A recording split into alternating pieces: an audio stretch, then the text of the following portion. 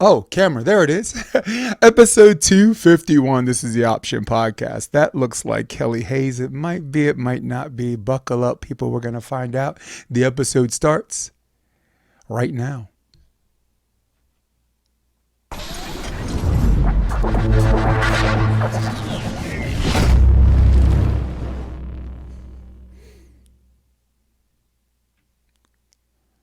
What's up, Kelly? Hey, how's it going? Well, there's a lot of things going on here, okay? First of all, it is my inherent appreciation of your first name. I really like Kelly's. I like every Kelly I ever met, except for one, which I will let my audience speculate. But as far as I'm concerned, I've got to give the people what they want. Got to give the people what they want. They're asking for inclusiveness. They're asking for diversity. They're asking for people to grow the game. I want to grow the game. I want to grow the game, right? I want to grow the game. Guess what? She's here, guys. Like a fruit roll up, man. Just all rolled up in one. What's up? Fine.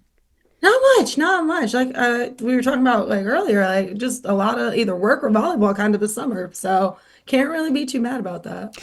Yeah, we were talking about certain occupations that make our life feel like a roller coaster ride. A roller coaster ride in terms of it's like one morning you tell me like you're really great, and then the Or other you're morning you're really just not. like, look at my face. How you think I'm doing? Don't be asking me how I'm doing, right? So Story of my life. I get yeah, everyone that asks, tells me all the time, "Oh my God, like you look like you're always just having so much fun." And I'm like, I cried 5 times today. yeah, Guys, like we're great. We're all right. nice. So But no, it keeps it interesting. That's always the goal, right? Like, yeah. oh, if you stay on your toes, you can't ever get bored in any way. I would just love a happy medium because I do want to live, right? There's a quality of life and there's a sanctity of life. So, guys, for those of you that don't know Kelly, those of you that have been living under a rock under the West Coast or in your own echo chamber, and for the East Coast that knows this lady really well, she's an event planner, she's an active volleyball player, and she's a coach for what club again?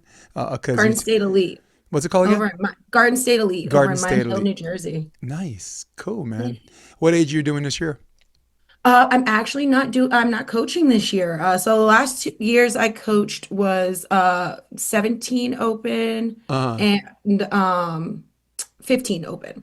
And then this year, because I potentially might be moving, that's still up in the air.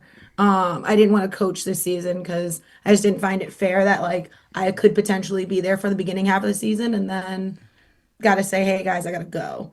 right. So I'm not coaching this year, doing a lot more on like private coaching clinics. So last season I did clinics with a high school to get them ready because they graduated, like I want to say, of their starting lineup for players. So Mm-hmm. they have like a huge gap that they had to fill. So I did clinics for them as a high school all last season. So, still trying to keep the coaching chops in there, but with work and just life being super chaotic, coaching wasn't necessarily in the cards this season. If I do, I'll probably be assistant and helping with the 18 open team I over at s- GSD because one of my friends is a head coach for that team, so that'll be fun. Well, I suspect it was in the cards, but you weren't able to play with a full deck, right? So, I mean, Exactly. imagine playing solitaire with a deck of 25. That's not right. Yeah, That doesn't exactly. feel right, right? I'm feeling more like 20, but yeah. Yeah. Um, as far as clinics are concerned and private lessons, I Yeah. think that's really, really, really cool. I had a conversation with Todd Hollenbeck, who was Yeah. a coach at Menlo, but he was also coach of the year at Santa Cruz, AVCA coach of the year. Did some really Yeah. good things over there. And we had a conversation off camera, and it's too bad because some of the best conversations we've had, you and me too, right? Or it's when the Oh, camera's not terrible. running, then all of a sudden we want to get all tight. But when you're good at your job, it comes to you. Like work comes to you instead of you coming to it. Without talking about myself, because I promised myself I wouldn't do that, but it's a good segue to me getting your opinion. In my entire coaching career, I've only went to someone for a job twice, and I've been coaching since 1998. You know, on and off, but mostly on the last Right. 15 years. And it's because if you do good work and your work is recognized, it might not be put on this big platform where like everyone bi-coastally can see it, but I guess what I'm trying to say is when you take these programs and all of a sudden they start winning and good things happen and there's this pattern of that, you find that the work comes to you instead of you looking for the work. So my question to you is that what's happening to you with the private lessons? Is that what's happening to you with the clinics? The floor is yours. Yeah, it's definitely so clinics I stumbled on. It was one of my 15s players who I started after season doing privates with. So again, very similarly of like creating relationships. So coaching to me, I don't look at coaching as a job per se. Like I have my 9 to 5 job, Right. which I do, that's and it's not even really 9 to 5, right? Like it's No, it's a it's a regularly, it's control. six, Your seven job is days a control week. chaos. You're an event planner. Exactly. Right. So coaching is I actually used and always thought of as more of like my release. Like volleyball, whether it's playing or coaching, like that's always a release type of a thing for me. Right. Whereas when when I do coaching, I look at it as like making a lasting impact of some way, shape, or form. Like when I think of I played basketball also, um, I could probably name you every coach I've ever had, and those, whether it's a good impression or a bad impression, right? Like not every coach you have is a great coach. Not every coach you have is even a good coach, but I can name you all my coaches. And that's how I kind of approach coaching. Um, Luckily for me, I was able to start coaching early. And our head coach, when I went to college up at Post in Connecticut, and he was one of the head coaches for Connecticut juniors. It's a Micah, right? So yeah, Mike Brianza, yeah. So he was a head coach for Post when I was there, back when it was still green and white and not orange and purple, which is still a little bit of a sore spot for me to have changed my colors there. But yeah, the greatest thing he did for us was those of us that wanted a little extra side money, he got us into coaching while we were still players. And it was interesting because I will always say coaching has always made me a better player because you sit and you analyze and you say, fix your platform, fix your platform, fix your platform. Well, now I hear my own self in my head when I'm playing going, fix your platform. So it kind of helps. But back to where you were saying, like, does it come to you? My privates came to me through kids I've coached that wanted to just keep working. Usually players that play in positions that I have a little bit more knowledge in, right? So like usually like right now I'm a setter, but in college I was outside and libero. Yep. So those three positions I tend to lean a little bit heavier in. But then like I said, when I was doing privates with one of my 15s, her mom said, "Hey, we just graduated half our starting lineup and we want to try and get them in the gym." And it just came from literally a conversation like that of how do we do that? How can we do clinics? So I started running Sunday clinics I think every other week last season with them. And I'm really excited to see what they do this season. So Jefferson High School, I'm rooting for you guys. They just won a state championship last uh, year. So hoping to see them at least get pretty close to a repeat, if not a repeat this year. And then from there, some of the girls that I did and coached in those clinics were like, hey, can we do privates with you? So it kind of just all rolls into one thing and just making, yourself available. I was the kid that stayed after practice always for any sport. Like I was the kid that now as a coach, I'm like, oh, you're killing me, kid. But I was that kid that was like, can we just do one more drill? Like, can you stay and serve me like 20 extra balls? Or I know my basketball coaches used to like hate it. I'm like, can we do post moves for like 20 more minutes? And they're like, I want to go home to my family. I haven't eaten all day. I went to work today. But like, they still like always, and I will always appreciate and give what they gave me in the sense of like, they always stayed. They always gave me that 20 more minutes. So the kid that hits me with the coach, can you just serve at me for 20 more minutes? Or, I've had kids, I think it was NEQs, one of my 15s, like she had a bad serve receiving day. And she was like, and there was empty courts because we were in the PM wave. And she's like, before we leave today, can you just serve at me? And I think we stayed 30 minutes.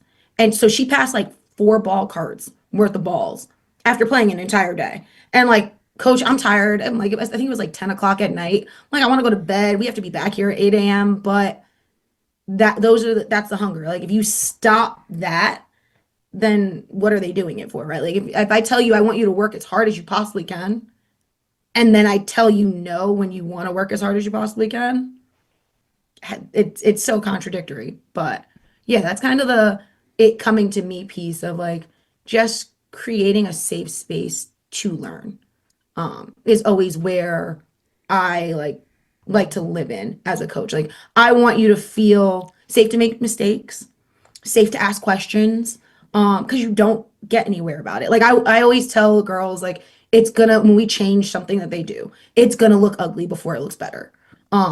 So that's always like the funny part is like no one wants to look stupid, Hmm. but if they're not afraid to, and like that's like saying like changing an approach. You know, like I have girls that when we were doing the clinics with the high school, they're juniors. So depending on when they started, that's the approach they know. That's what their habits should tell them that they should do. So if I say to you, no, I actually want you to go to a four-step approach, you're looking at me like you're crazy. There's no way I'm going to do that. So it's one of those where like I laugh because then all of a sudden they'll go to do it for the first time and they're like, I look stupid. And you're like, no, you don't. You're just changing what you know.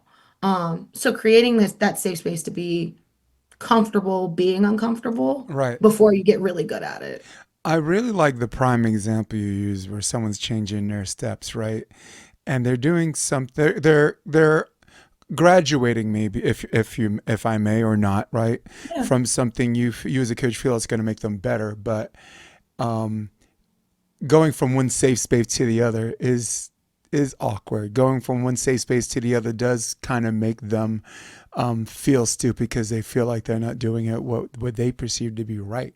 Because if that's exactly. all they knew up to that point, that's a scary challenge. And I'm really really glad that you said it that way. I never thought of it like that way as much as someone being a control freak. But the why as to why they're being a control freak was very genius on your part. You know. Well, I don't like using the word genius. No, in the classical sense of the word, that was genius. I Um, think I always laugh. I think yeah. it's so like I always laugh going into marketing later in life was not what I was planning to do. Mhm. So my undergrad was actually in child psych. So a lot of Jeez, what happened in your what life I that made you do? I cried a lot. Again, like I guess I'm one of those people driven by tears. Yeah, I was studying. I oddly wanted to be Dr. Wong on Okay. from Law and Order. Okay. I swore I was gonna be like a children's victim counselor. I wanted to be on SVU. Like that was like what I thought was like the coolest thing in the world. I was gonna save the world. And I actually got my minor in forensic psych my freshman year. Like I finished the whole minor and within the first two term papers, like I was writing my first term paper, ugly crying. And I was just like, I'm not cut out for this. I'm so not cut out for this. But in not wanting to change majors and lose all the credits, I stayed with child psych. And then I was just like, we're going to do a master's in something anyway. Like we'll change a little bit later, which is what I did. I did my MBA in marketing and changed the game that way. But the psychology piece is kind of a just nice in your back pocket of understanding why. Like I was the kid that like your parents would always be like, they'd be like, you need to do something. I'm like, why? Like But I'm your sure like my generation, mom would why? tell you, yeah, everything is why. Everything with me is a why. Why are you doing this? Why are you moving this way? Why are you thinking this way? Um, and even as a coach, like my girls will tell you, I hate nothing more for you to be like, I suck. And I asked, do you suck or are you not doing what you know you can do right now? Right? Like I negative talk feeds into it. Right. So even as a player, like when playing doubles, like that's something I actually just had this conversation with my partner this weekend. Because he wanted to get more kills off the right side and wasn't realizing how great he was actually doing on the right side. So typically like for we actually played a tournament where your first set was Revco and then your second set was co-ed. So every game of the day, you changed which format you You're played. talking about Uh, doubles. yeah, for Okay. doubles. So yeah, we would switch, and it was grass. So we would switch what we played each game, which was really cool. It's something I never got to do before, and it was a lot of fun. But I remember saying to him, like, if you sell yourself short and say that you can't do something, that's already half the battle. You've already just beat yourself in and beat yourself down. Like I remember the first time one of my partners ever signed me up for open, when I tell you I thought I was gonna faint. He was smart and didn't tell me till I got to the tournament. So I will always say, him and I laugh about it to this day. He didn't tell me till I got to the tournament.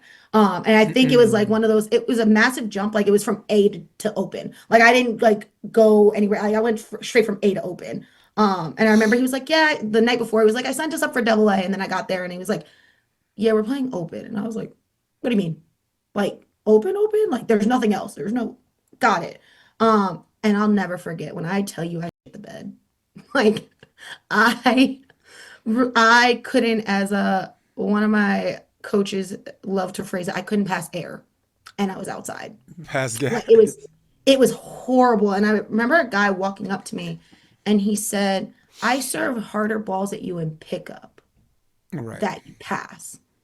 He was like, "This is a completely breakdown of you. Like this isn't a skill issue. This isn't a any other piece to you besides you just second guessing yourself." But as soon as I was told I was playing open, that imposter syndrome sets in, and you're just like, I can't. No, like what? What do you mean I'm playing open? So I honestly could have just turned around and left once he told me that because I beat myself before I even stepped on the court. Um, and learning that lesson, I think, helped me as a coach Right. because I felt that, and I felt what that fear can do to you as a player. Um, and so even in practice, like when the girls are like, "Oh, I suck." Nope, fix it. Either that or we can run. One of the two. Like you're either gonna fix the negative talk or you're gonna be super athletic because we're just gonna run. So we can take like usually, and usually they're like, "Nope, I take it back." So we don't ever. I never had to actually make someone run for negative talk because they change it really quickly when you put that on the table. Yeah, it's weird because consequence drills don't work anymore because Yeah. I turn all of my consequence drills into competitive things, right? So if I'm making someone do suicides, there's a reward for someone that finishes under 20 seconds, right?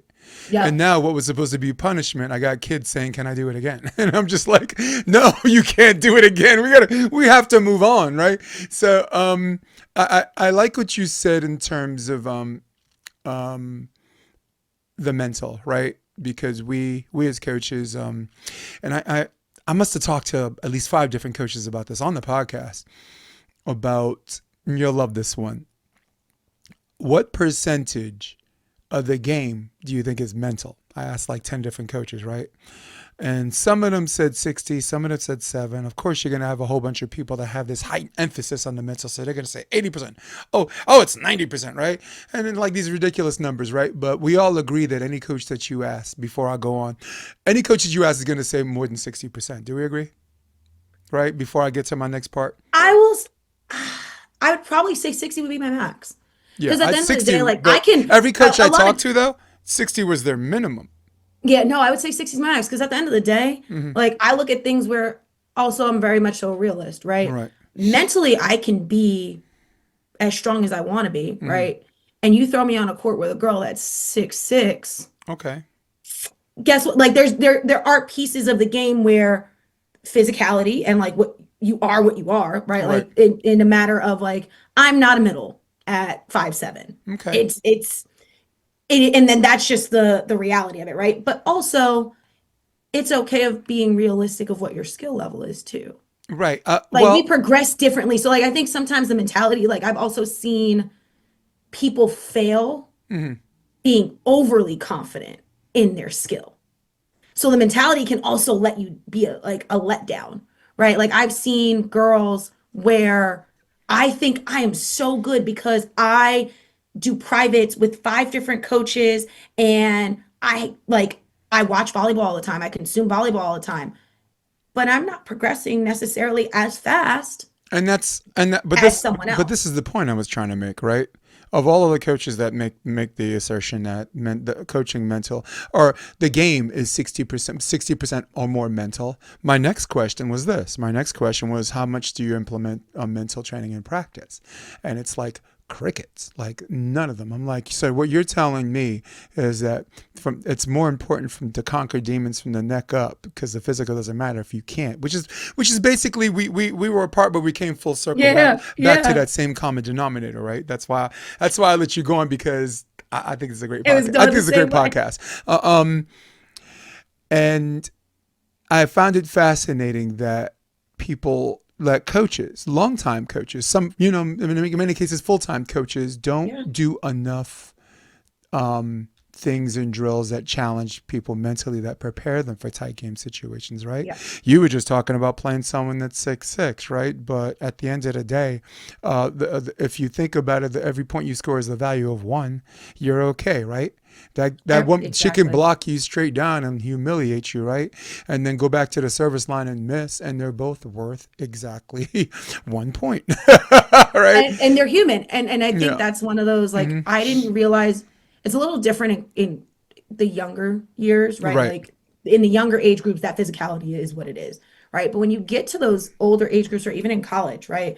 At, even at the Division II level, 5'7's pretty small for an outside hitter. Yeah. Um, Well, you're speaking in terms of women, so yeah, I'm going to appeal to authority on this because you actually did play D2. So, yeah, men's no, is I mean, different because it's, D1, 2, and 3 is so subjective. Like you got yeah, Springfield that can probably beat Concordia here on the West Coast, right? yeah. I Right. feel that way about So women's you have too. some I will say this. I feel you that have some I'm savage a D3 and big, D2 teams. Lewis is as D2, right? Lewis University, yeah. they're in the NCAA tournament almost every year, right?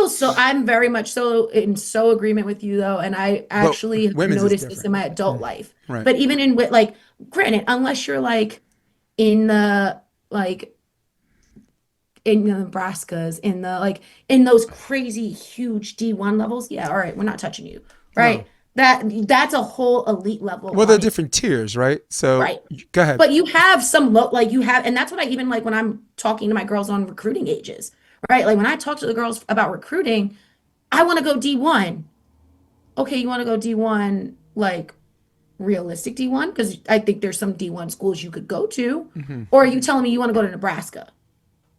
Well, Those are that's very different things to tell me but that's but you those are wanna do. so far apart in tiers. That's almost like a false dichotomy, though, Kelly. But unfortunately, Right? it's not taught. And Right. and that I think that's one of the biggest mistakes that is like shown of the college game Hmm. is that and I've learned that as an adult player. Like even just as an adult player playing women's indoor, I've gone to tournaments where I have literally heard a team go, "Oh, most of those girls are played D3 and we play D1, so we're gonna win." Yeah. And like I remember looking at that and being like, that's a very elitist outlook.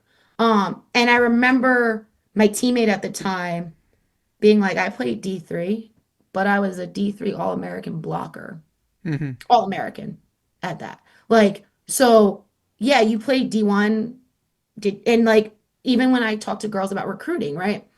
What is your goal? Is it to go to a D1 school to say I went to a D1 school? Or do you want to play? Hmm. Like when it was time for me to get recruited, that's where my decision lied. Well, I mean, if Was right. did I want to sit on a bench, which I had never done in volleyball, and go to a D1 school? And a couple of the D1 school teams that I talked to, I think the coach told my mom, one, I have no money for her right now because I Mhm. used all my money. I was like a late piece in my recruiting. Um, and I probably won't have any money for her or a spot for her to play until her junior year. Right. And Post was telling me, we got money for you. And I don't know if you're going to start, but I can tell you you're going to play. Right. And I was like, okay, play. I know I can work my way into what I want. And I ended up starting all 4 years. Right. I And I think I sat 3 sets my entire career, yeah, college career. I I And like, that's I what did my mattered to me. homework. I saw it. That's what mattered to me. So Okay. it's just about figuring out what matters. But yeah, that, like you said, like that level of like subjectivity of like the divisions, like you said, there's some D3 schools out there that you'll look at and be like, where did you get these kids? Yeah. Like, Like. where did they come from? And there's some D1 schools that you're like, Hmm. really? So Well. I think, yeah, it's looking at play at the personnel of like to determine greatness, not necessarily all the time Well. In that, terms of what kind of money they're going to give you for your education is important, of course. I mean, in yeah, the classic sense of the word for Division 1, 2, and 3, that's the common denominator for our audience listening at home, right? Division 3 doesn't offer athletic scholarships, right? Also, I also want to point out the Ivy Leagues for which is Division 1. They also do not offer athletic scholarships. The Ivy right. Leagues don't. So that's D1, but and Look, you brought up a greater, broader point about levels of play versus what division you play. But the reality is, and Brian McDermott, one of the coaches I had on, said that there's a tiny percentage of kids that you coach club that are actually going to get to play D1, right? There's, like he's in Wisconsin, you're in Jersey. You actually might have a better percentage because the talent for club for boys and girls in Jersey and New York is what I would say better than everyone thinks. It's like why do they keep recruiting really good kids? Like Matt Anderson on the Olympic team is a New Yorker. A lot of people don't know Yeah. that. Therese Cannon, who's in the AVP league, is from Rochester, New York, right? Yeah. Tony Siragusa, who's part of the It's AVP all our hidden our hidden Futures, gems play for of Jersey, New York. yeah, but he's a New York guy, right? So, and like Micah Maha sets on the national team, right? But I would take Kevin Edwards in his prime over Micah Maha. Why? Right? And Kevin Edwards never played college ball at all. You know what I'm talking And I about. think You that's know a what I'm talking great about, like point too. Trinidadian Kevin, right? You know what I'm talking about? Yeah, but that's Yeah. a great point too. I Yeah. have played with girls that did Hmm. not play Right. in college, did not collegiately play, Right. that are absolute beasts. Yep. Oddly, both the ones I'm thinking of are liberos, but like they didn't play. Or I've actually played with a couple of other girls that they played club level for their colleges Right. because they played at big D1 schools and they played club. And when I tell you, like, I've seen them have moments where they're untouchable. Like they're Right. literally untouchable. Um, But so yeah, women are it's just what do smarter you than bring in that guys. moment? Women are just smarter than guys. Look, there's a reason why, at least on the double scene and the beach scene, like for indoor and beach. Well, first of all, for indoor, every college has an indoor women's team, right? Men, you're not going to see that, right? Look at Right. Syracuse, look at UConn, look at Right. Michigan, look at Notre Dame. None of these schools. Look at Texas, right? None of these schools have men's NCAA programs, right? Right. So the majority of the people that play are women, right? But if you look at the actual tournaments, like the turnout for women is less, and it's because they're more goal driven than the guys are. Like I was just at the Manhattan Beach Yeah. the MBO last week, right? Yeah. You probably have like we had 80 men's teams in a qualifier and like 21 more on the wait list, right? And for the women, you had 58, right? Now this is gonna blow your mind. And everyone that's ever been to the NBA or coached at the NBA or played in the NBA or did color commentary at the NBA will agree with me on this. If you look at the 55 women's teams and asked how many of them honestly in their heart of hearts thought they were going to qualify for the main draw, because the NBO has 8 spots instead of 4. Right. So, all of a sudden your lens is wider. I would say 40, almost more than 40 of those women's teams believed in their heart of That hearts tracks. they're qualifying. Ask the men. Ask the men. There's, out of the 80 teams, in their heart of hearts, and I'm glad there's people listening to the live now. Don't forget to smash that like button. Helps with the algorithm. But and I think I'm gonna lose some views on this one. You not making it. As we know call it, you not making the main my head draw. coach has phrased it, and I stop love this. it. His phrasing, because we even would tell our girls this when like they weren't playing to their potential. You were just happy to be here, and that's what that was. You were just But happy and to and be I there, and and I you could. but It's that's a clout. real thing too, though. You Yeah, have to but it's understand. also the clout, right? Well, and most people. Well, I competed at the AVP. Right. But I played it. you have to understand something about the culture though, and like what it means to be out here. So I'll give you 2 different examples. I had a guy, Rowdy Lennon. He's a Santa Cruz kid, and he's the assistant coach now at Santa Cruz. It was his childhood dream to make the main draw in the Manhattan Beach thing open. And what happened is he played a tournament in Palm Beach, lost to Theo and Wilcox, right? But didn't know that second place was an automatic bid. So, and you know what? He made the main draw, and he ended up beating Theo and Troy Field on court 2 with his partner. So that's a childhood dream. Now here's a second example that makes this whole diatribe worth it. Kevin Cleary. Ever heard of the name? You probably haven't because So you're on the wrong side of the country. In this yeah, echo I was like, chamber, I feel like if I've heard it in in this passing, echo but not chamber, there. all right, Yeah. in this sphere. What's up, Ruth Nelson? In my little bubble, he's 66 years old, and he's playing in his 44th consecutive Manhattan Beach Open. So crazy. He knows he ain't qualifying for them. He knows he ain't gonna make the main draw. But you have to appreciate the most viewed qualifier match because the way it's set up, you're on your bike, you're on the strand, you see like what 15 nets set up, and maybe for Yeah. juniors, you're gonna stop and watch, and you see this guy with white hair on the court with these absolute monsters. Because you've been to grass tournaments and beach tournaments, and you know that certain tournaments have the best players in each region come in.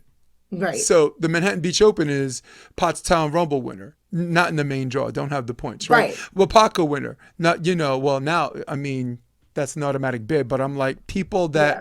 that Texas, West Virginia, It's New coming from York. all over the Yeah, country, not they just like represent the your best. tournament that's happening Thank right you. there They in represent the California. best in their Yeah. community, like Jersey, Right. like Jacob Ratia is a Jersey guy, Right. and They're going, he was like that for you're a long going time. everywhere. That's you're Yeah. pulling from So all you over the nation as so opposed you to have like, to appreciate these monsters, all right? I'm actually gonna pull it up on YouTube because it's so worth it. And as soon as I pull it up, I hope yes, there it is. Thank you, First Seed Volleyball. I'm gonna pull this up for everyone to watch. Let's go to camera 4. There he is, right there. I mean, how are you not hype about this though? I am. Are you kidding? I'm hype about this. Look at the pull. Look at the footwork. Look at the jumbo. Got him. How Got are you? him. And how are you jumbo? I mean, that's John McNally. Big up to and by the way, this went 3 sets. So let's watch a couple of more plays. Oh, But this man, excuse me, this man out technique people to death. it's the volleyball and IQ. and last year he did win a first match, right? Which is a testament to show that the guys aren't that serious. You let a 66-year-old win his first, win his round 1 qualifier match, but Right. but I don't even know where I was going with this. I was saying, my point was women when they make a decision to be a professional and to go at something, they're a little bit more, they're serious minded. And Yeah. the reason why I'm enjoying having you on the podcast because you're a part timer, and the effect that you're having on the sport as a player, right? As an active player, double A slash open. I think you're a tweener right now. I'll call you that. Yeah. Uh, Yeah. um, and the impact you have on just talking to kids, event planners, this whole thing about grow the game, which I said, what you're doing unwittingly or not is showing your volleyball activism. Yeah. So, and it comes from being a woman. I'll be sexist and say that unapologetically. But this guy Kevin Cleary, I'm like, dude, right? Like how many 66-year-olds out there who are actually doing stuff, I right? was gonna say Besides staying at alive. 66, I was gonna say, I know for a fact at 66, these knees are gonna be like, sit down. Be Absolutely do hollering. not resuscitate. Like if my knees make it to 66, we're gonna be in. I might do it because I can. I don't know if they're gonna make it that long, Right. but Are you yeah, has coaching helped you as a player? You 1000%. mentioned something earlier, and I want to Yeah, give you back the microphone. Like certain yeah, things that you're teaching girls, don't forget to hold. Straight and simple. One move to the ball if you're like an angle passer, not a midline yeah. passer. Talk to me about that. I think it's a combo. I think they play off of each other. So there's three different factors that I would say play into it. You have Mm-hmm. coaching that helps me as a player, but also within my being a player, learning from people around me that I play with. Mm-hmm. So like one of the things that I coach now that I actually learned from playing next to someone, I had a libero that I was playing with, and whenever you made contact, whether she was passing or you were passing, she would actually say hold whenever you made contact in serve receive. And I loved playing next to her in serve receive, but I started making my girls do that because a lot of times especially for easy serves, it gets the thought process. I have to swing my arms to get it there, swing my arms to get it. And you're like, no, just hold it. Stick your platform and hold it there. So when I have girls that can't break that habit, I get them in the habit of literally saying hold. And if we get into a game where we've got to now slow this down. I've gotten them to do that, where it's like saying hold. I didn't learn that from any coach. I didn't learn that from any volleyball video that I've watched for coaching or anything. I learned that simply as a player, but being a player watching someone else. Do you? So always observing and playing into that. But yeah, and then even again, I've taught that. I've watched that get results. Now I'm like, well, if that gets results for them, let me try this. And then it works. So it's also like that trial and error of like as I'm watching videos for like drills to do for privates, right? I'm like, oh, maybe we should do that for reps on Tuesday to get us going. Like kind of being like, oh, that got results there. Let's see if like now how do I adjust this for my game also. So it's just Hmm. like give and take of like what works for me as a player. And also just understanding what just works in general, right? Like a lot of times, my kids will tell you, I use as a coach, I like to think of volleyball like as your coach, like not just giving you volleyball lessons, but there's life lessons. And sometimes in that it's like you learning from my mistakes or my life lessons. So being able to give those like tidbits of like, hey, yeah, I just played last weekend and I did X, Y, and Z, and that worked for me. Try that now on your approach. Or like I think I changed midway into my career to a four-step approach, which helped me as a smaller hitter generate more power, right? Because I take that extra step to get that like generation of power when I go to approach. So then when I have smaller hitters that I'm coaching, they're like, why am I not jumping as high? Why don't we try this? So like kind of they just play off of each other of like what works for me as a player Hmm. might work for them too. Also watching the game, like things that I see other players do might work for my players also. So it's like really just being ingrained in the game Huh.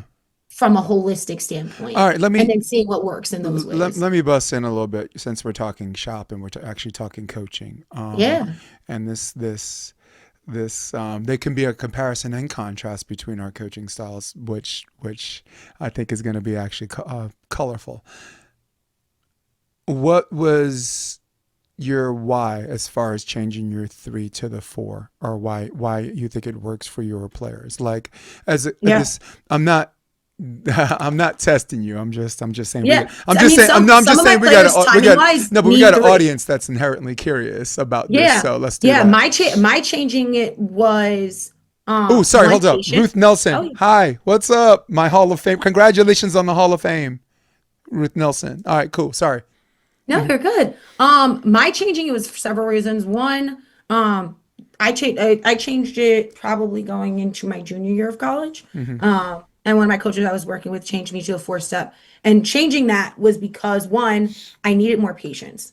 I take quick steps into the ball, so I was already in. So that extra step allowed me to be a little bit more patient in it.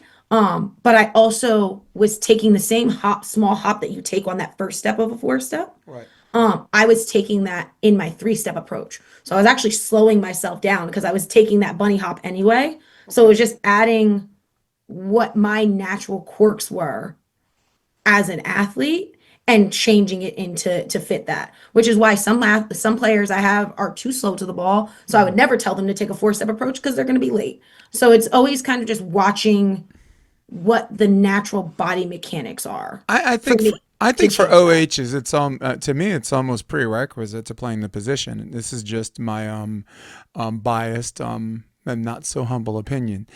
I look, I understand middles. You're going to take a three, right? And a lot of opposites. If you're just running dynamic sets like reds, or something, out of D zone that's faster, Yeah. you're going to take a three. But I think there's a distinction. And I'm actually going to do some training videos on this. I'm actually going to do a bunch of videos and have people try to, just let my thing see what people have to say about it. But my rationale behind the four is that the four step makes a set anticipatory, like it's an anticipation thing, where the three step is reacting to the set.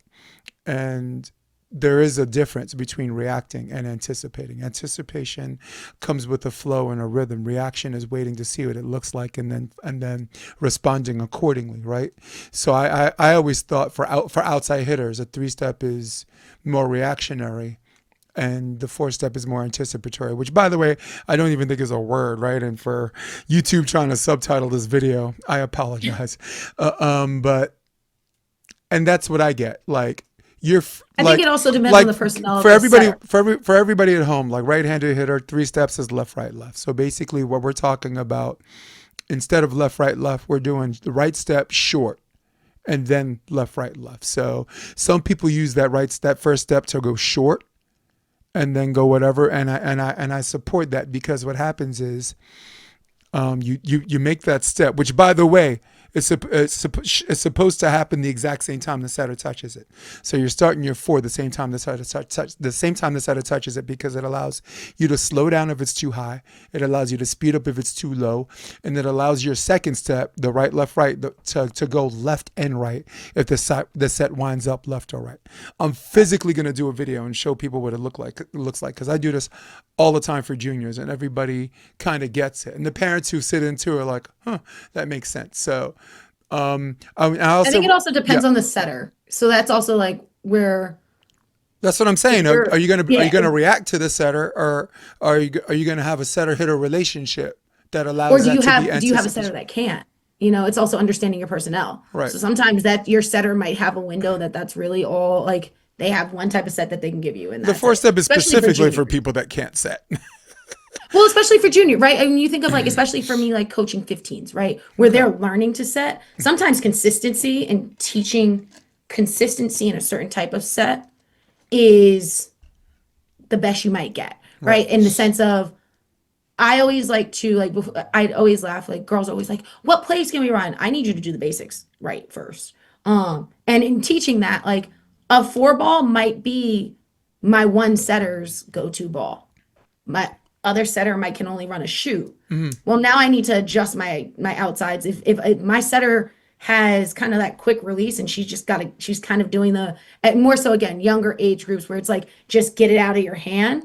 I might teach that three step because I kind of need you to be up there already Mm-hmm. to figure out what's happening. So I think it's also a personnel thing of like what is the especially too even when you look at adult volleyball, right? You get picked up for a tournament, you might not even know who your setter is. So being able to know how to do both is definitely key because I might have to, like you said, I might have time to anticipate it and make adjustments. I might not have that kind of time. Which again, that's like your lower levels also, once we get into like I like to call it old people volleyball, you might not know who your setter is going to be. So that changes that dynamic a little bit too. Right. But if you ask any just fun question, coaches are going to come up with different answers. So I'm just going to give you my answer. The most difficult set to hit in volleyball is the four ball. Yes. Okay. For me, the one ball, it's the same approach. It has to be more accurate than the four because it's a timing play, right? The any kind of back set or back row set is going to go to your most gifted player, and it's their job to turn lemons to lemonade, regardless, right? But OH, you might have a OH1 and OH2, where one is more stronger.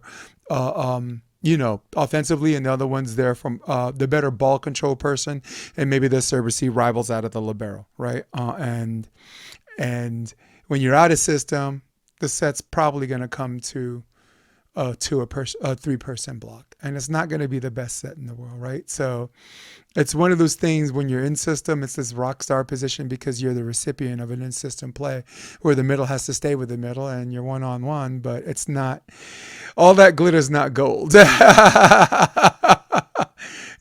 So yeah, and that's why I believe the most difficult set to hit is the four, and like you said, the setter could be good and setter can be bad, but the common denominator is setter hitter relationship.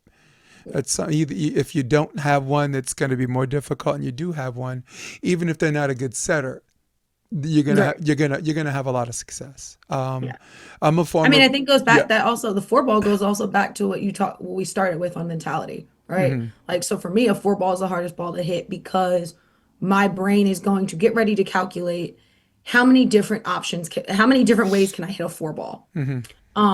or like even like when you get a high overpass, right? The conversion rate of like high overpasses that get bounced, good amount, but a lot of times they get missed because I've gone, oh, I could cut it this way, I could hit line, I could hit in the middle of the court, and then I've done all of this math in my head and then hit it straight into the tape because my brain's trying to do so much more than the matter of seconds that you have to actually make contact with the ball. So like you said, that goes back to the mentality piece, right? Once you get to certain like IQs of the game, now I've got 7 different outcomes and I've got 7 seconds to make a decision on which outcome I want to make.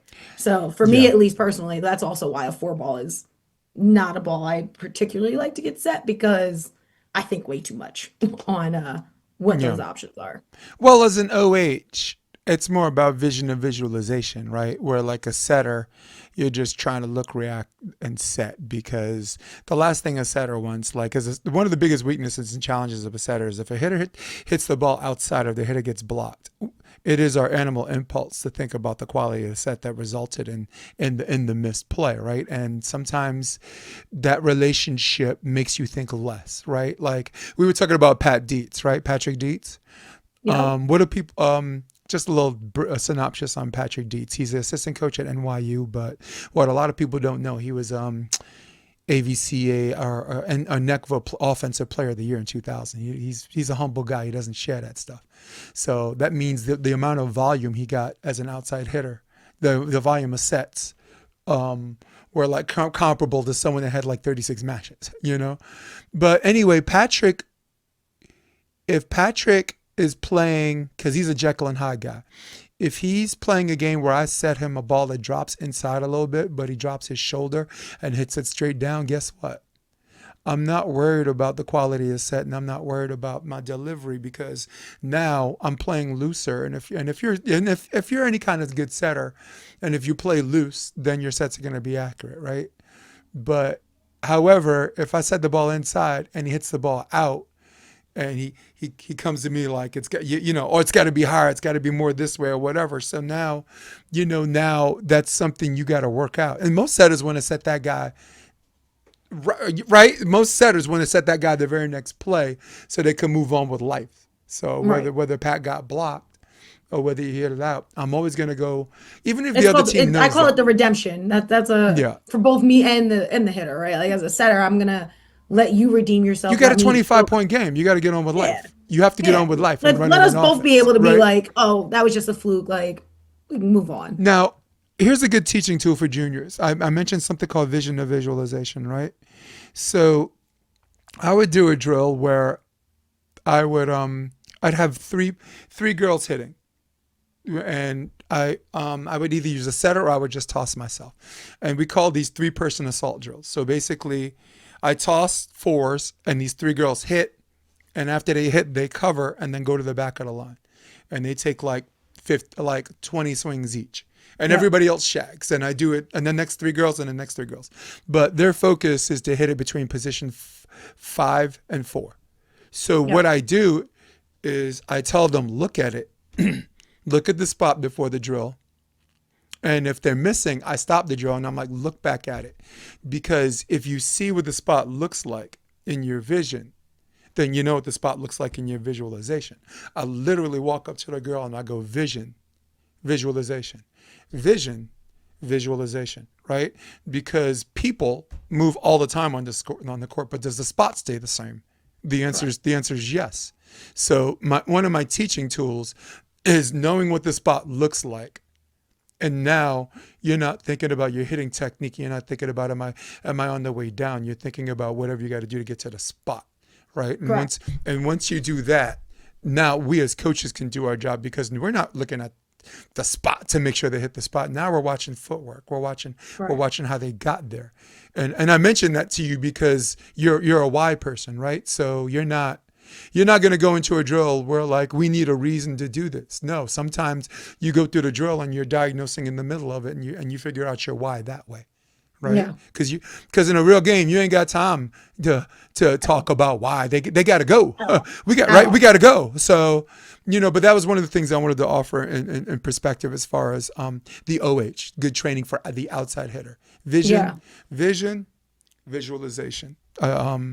Hell, I should teach. And like you I should said, run a class. that's I should run a and even class on that. Huh? hey, I mean, honestly, I mean, I'm definitely gonna when I have my outside privates, definitely gonna use that because also the other piece Hmm. is you teach that. That's like a first step of a breakdown, right? Because there's Right. also games where as a player, you're not watching sometimes in games, you're not watching where the defense is. So if I say to you, we call it timeout, and I say, hey, I need you to hit a 4-4 Oh, right now. okay. Because I have now, as your coach, have seen, oh, their outside, their front row outside cheats inside, and their libero shifts over to take seam. You hit the 4-4, we're gonna get a kill. Right. But now if I've taught that visual to visualization, you know what 4-4 looks like. Yeah. You should be Vision. able to go Yeah. walk on that Vision. court and vision. You all right? I see the 4-4. I've told you the 4-4 is open, and now it's just a mechanics type of a thing. So I think that's just a great example of like going into what mechanics, the like base fundamental mechanics that But it's like also especially outsides But it's should have. also a great example of a default shot that a kid could use in a real game, right? Like mentally, how many games have you been in where the score is 24 up, you set the outside hitter, and they hit position six, right? And four things happen. One, they get blocked, right? Two, it hits the net, never goes over, right? Tape never goes over. Three, it gets past the block, but it goes straight into position six. The middle back is there. Or four, it goes long, right?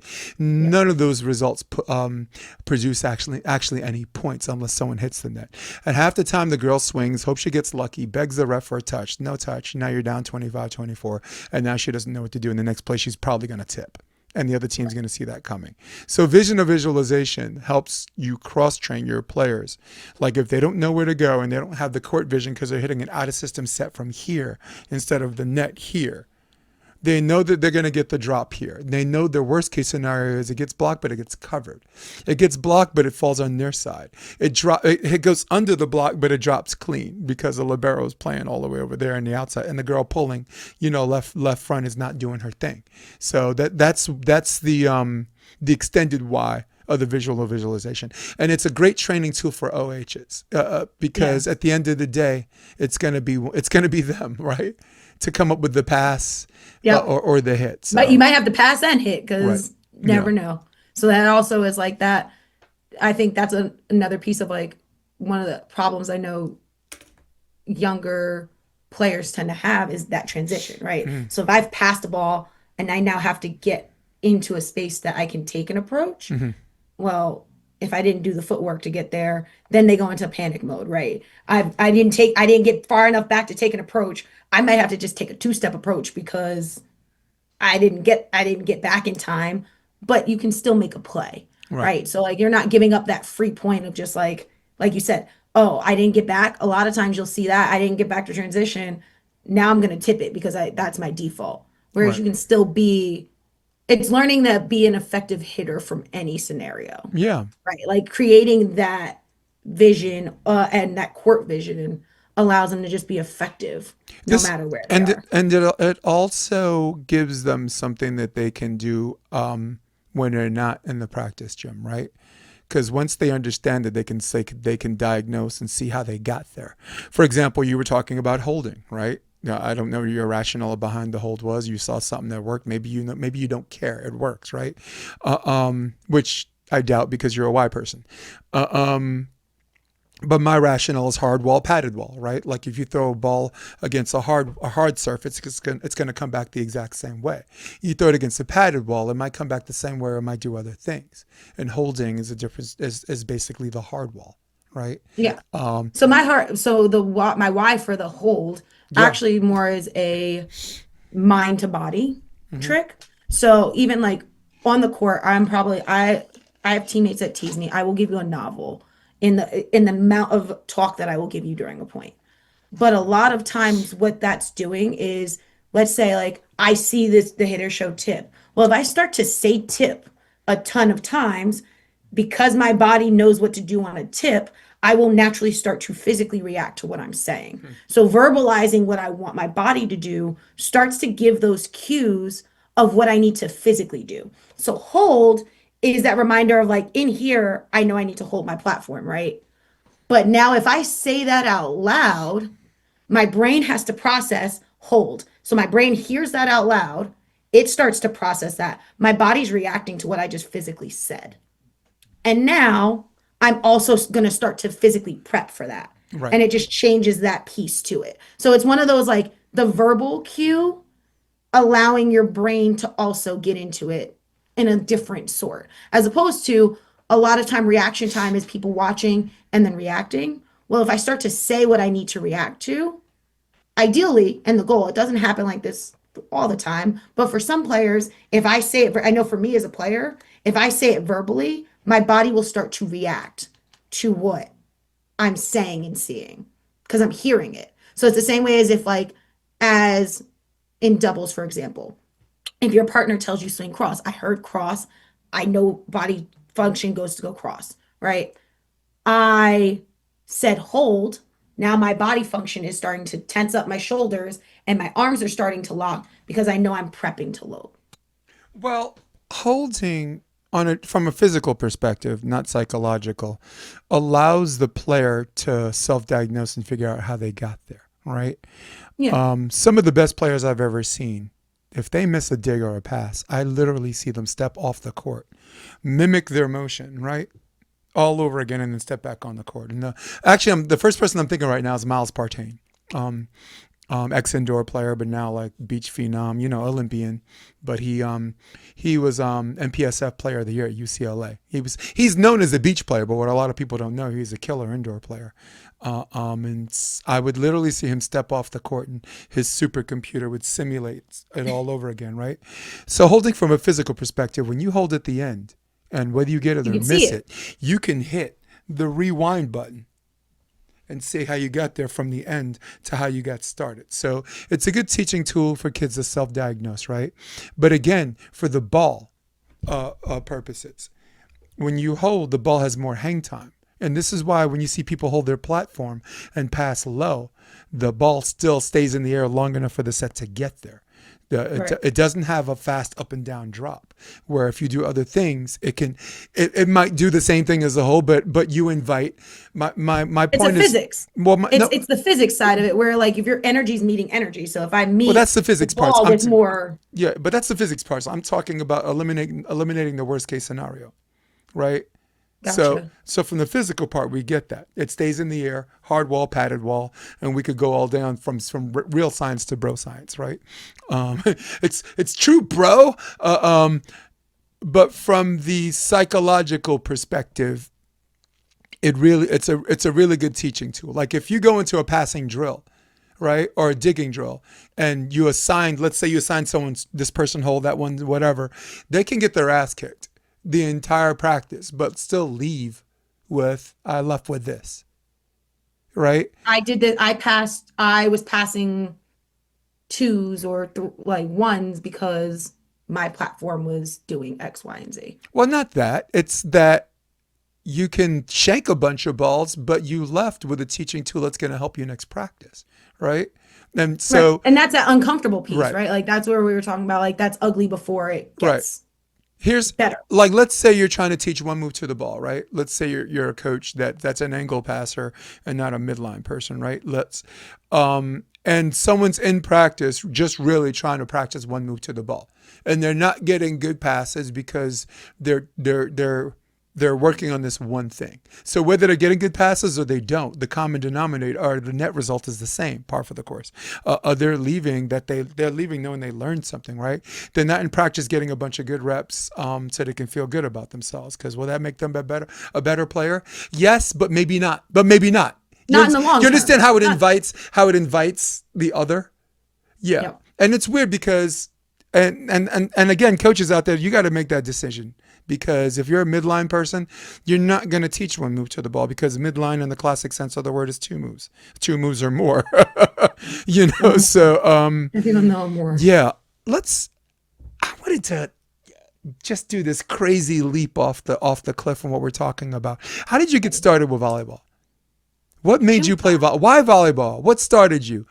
Look, Gym class. I had a gym we have a teacher. hard stop, so I'm just trying to, Yeah. yeah. No, gym class. I had a gym teacher that actually was focused on us playing not gym class volleyball. So we actually had a few weeks of like actual like his programming or lesson plan per se for gym was like we learned setting, we learned passing, we learned hitting. And I was in fifth grade. Yeah, I was in fifth grade. And I was like, wait, this is kind of cool. Um, and I was starting to figure out if like my dad played basketball. So I was like, I Excuse me. always like, oh, I'm gonna play basketball. And I was starting to do, I started basketball at about the same age. I wasn't really any good at it. I was really uncoordinated. I was the kid that my parents used to laugh that like I'd fall and no one was near me. So volleyball though, learning it in gym class, I was like, wait, maybe I'm like actually kind of good at this. And no one in my family plays volleyball at all. So it was a kind of a fluke thing of like, oh, I kind of like this. This is fun. And when I went to middle school, the middle school I went to actually had a volleyball team. And it just went from there. Like it was one of those like can't get enough. I progressively got better at basketball also. So up until college, I was a two-sport athlete. But I was a center in basketball and I was tired of getting my butt whooped in the post. So I decided I wasn't going to play in college. I didn't want to do two sports anymore in college. I wanted to have a life. Because playing two sports through high school, I started playing club my junior year of high school. I was also playing AAU basketball. So I was playing one of my sports. I was probably playing both sports just about all year round at every season. So it just got to a point where I was like, I don't want to do that anymore. So which one will I have more success with? And which one do I just love more? And volleyball ended up being it. The Um, answer to both, huh? regret it. The Huh? answer to both of those questions, huh? Yeah, it was volleyball. Hmm. I didn't regret it. Still to this day, don't regret it. Um, and obviously I don't because I'm still here. So, and you think that was fifth grade? Wow, yeah, we're 20 plus years into this. So yeah, still taking a beating to my body. It's great. Yeah, I mean, you only got one life to live. We're not coming back as a goat. Hope to come Yes, back sir. as the goat, right? But no, I totally get what you're saying, and that's what got you started. Yeah, for guys, it's always going to be girls. I mean, every guy has a girl story. They want a pretty girl story, and I had one too. But we're gonna skip me today because they already heard my story. But I could tell you later. Um, Inspiring books. Are there certain books that you have read that inspire you to do good things on the court, whether the book has nothing to do with volleyball or everything to do with volleyball? I'll give you an example. My friend wrote a book called The Inspired Athlete, Aaron Wexler. And I really, really liked the book because it made you appreciate the journey. Like, because sometimes when, women are more goal driven than men in sports, and they're thinking about the net result. Am I going to win a championship? Am I going to make the main draw? Yes or no? They're more trained on absolutes than we are in sports, which is why we're more absolutely wrong than they are. But that's an example of a book, right? Chop wood, carry water. That's required reading for Loyola Marymount University. It's about this Buddhist monk that wants to become this great martial artist someday, but he had to embrace the process of something that he didn't want to do, right? And when you develop when you become addicted to discipline, where you're not thinking about the labor of doing it, you just get up and do it. All of a sudden, you're not. That is your animal impulse to do things that are hard for you. You Yeah. know, like when you get up in the morning, do you think about brushing your teeth or do you just brush, right?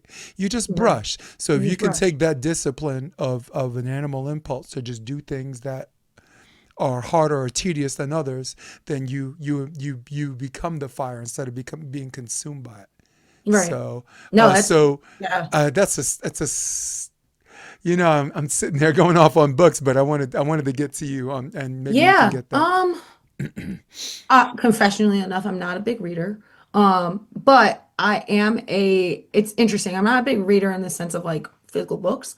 As you can tell kind of behind me, I'm a quote person. Like I am Right. like your short attention span, hit or quitter kind of person. So like even on my phone, on my home screen, I have the motivation app that constantly, I think mine does it every 20 minutes of a day. Like I get a notification of a different quote pulling from different things. So like even for me, like my favorite quote is, um, they won't remember what you did or what you said, but they'll remember how you make them feel. And that is one that like I actually live by.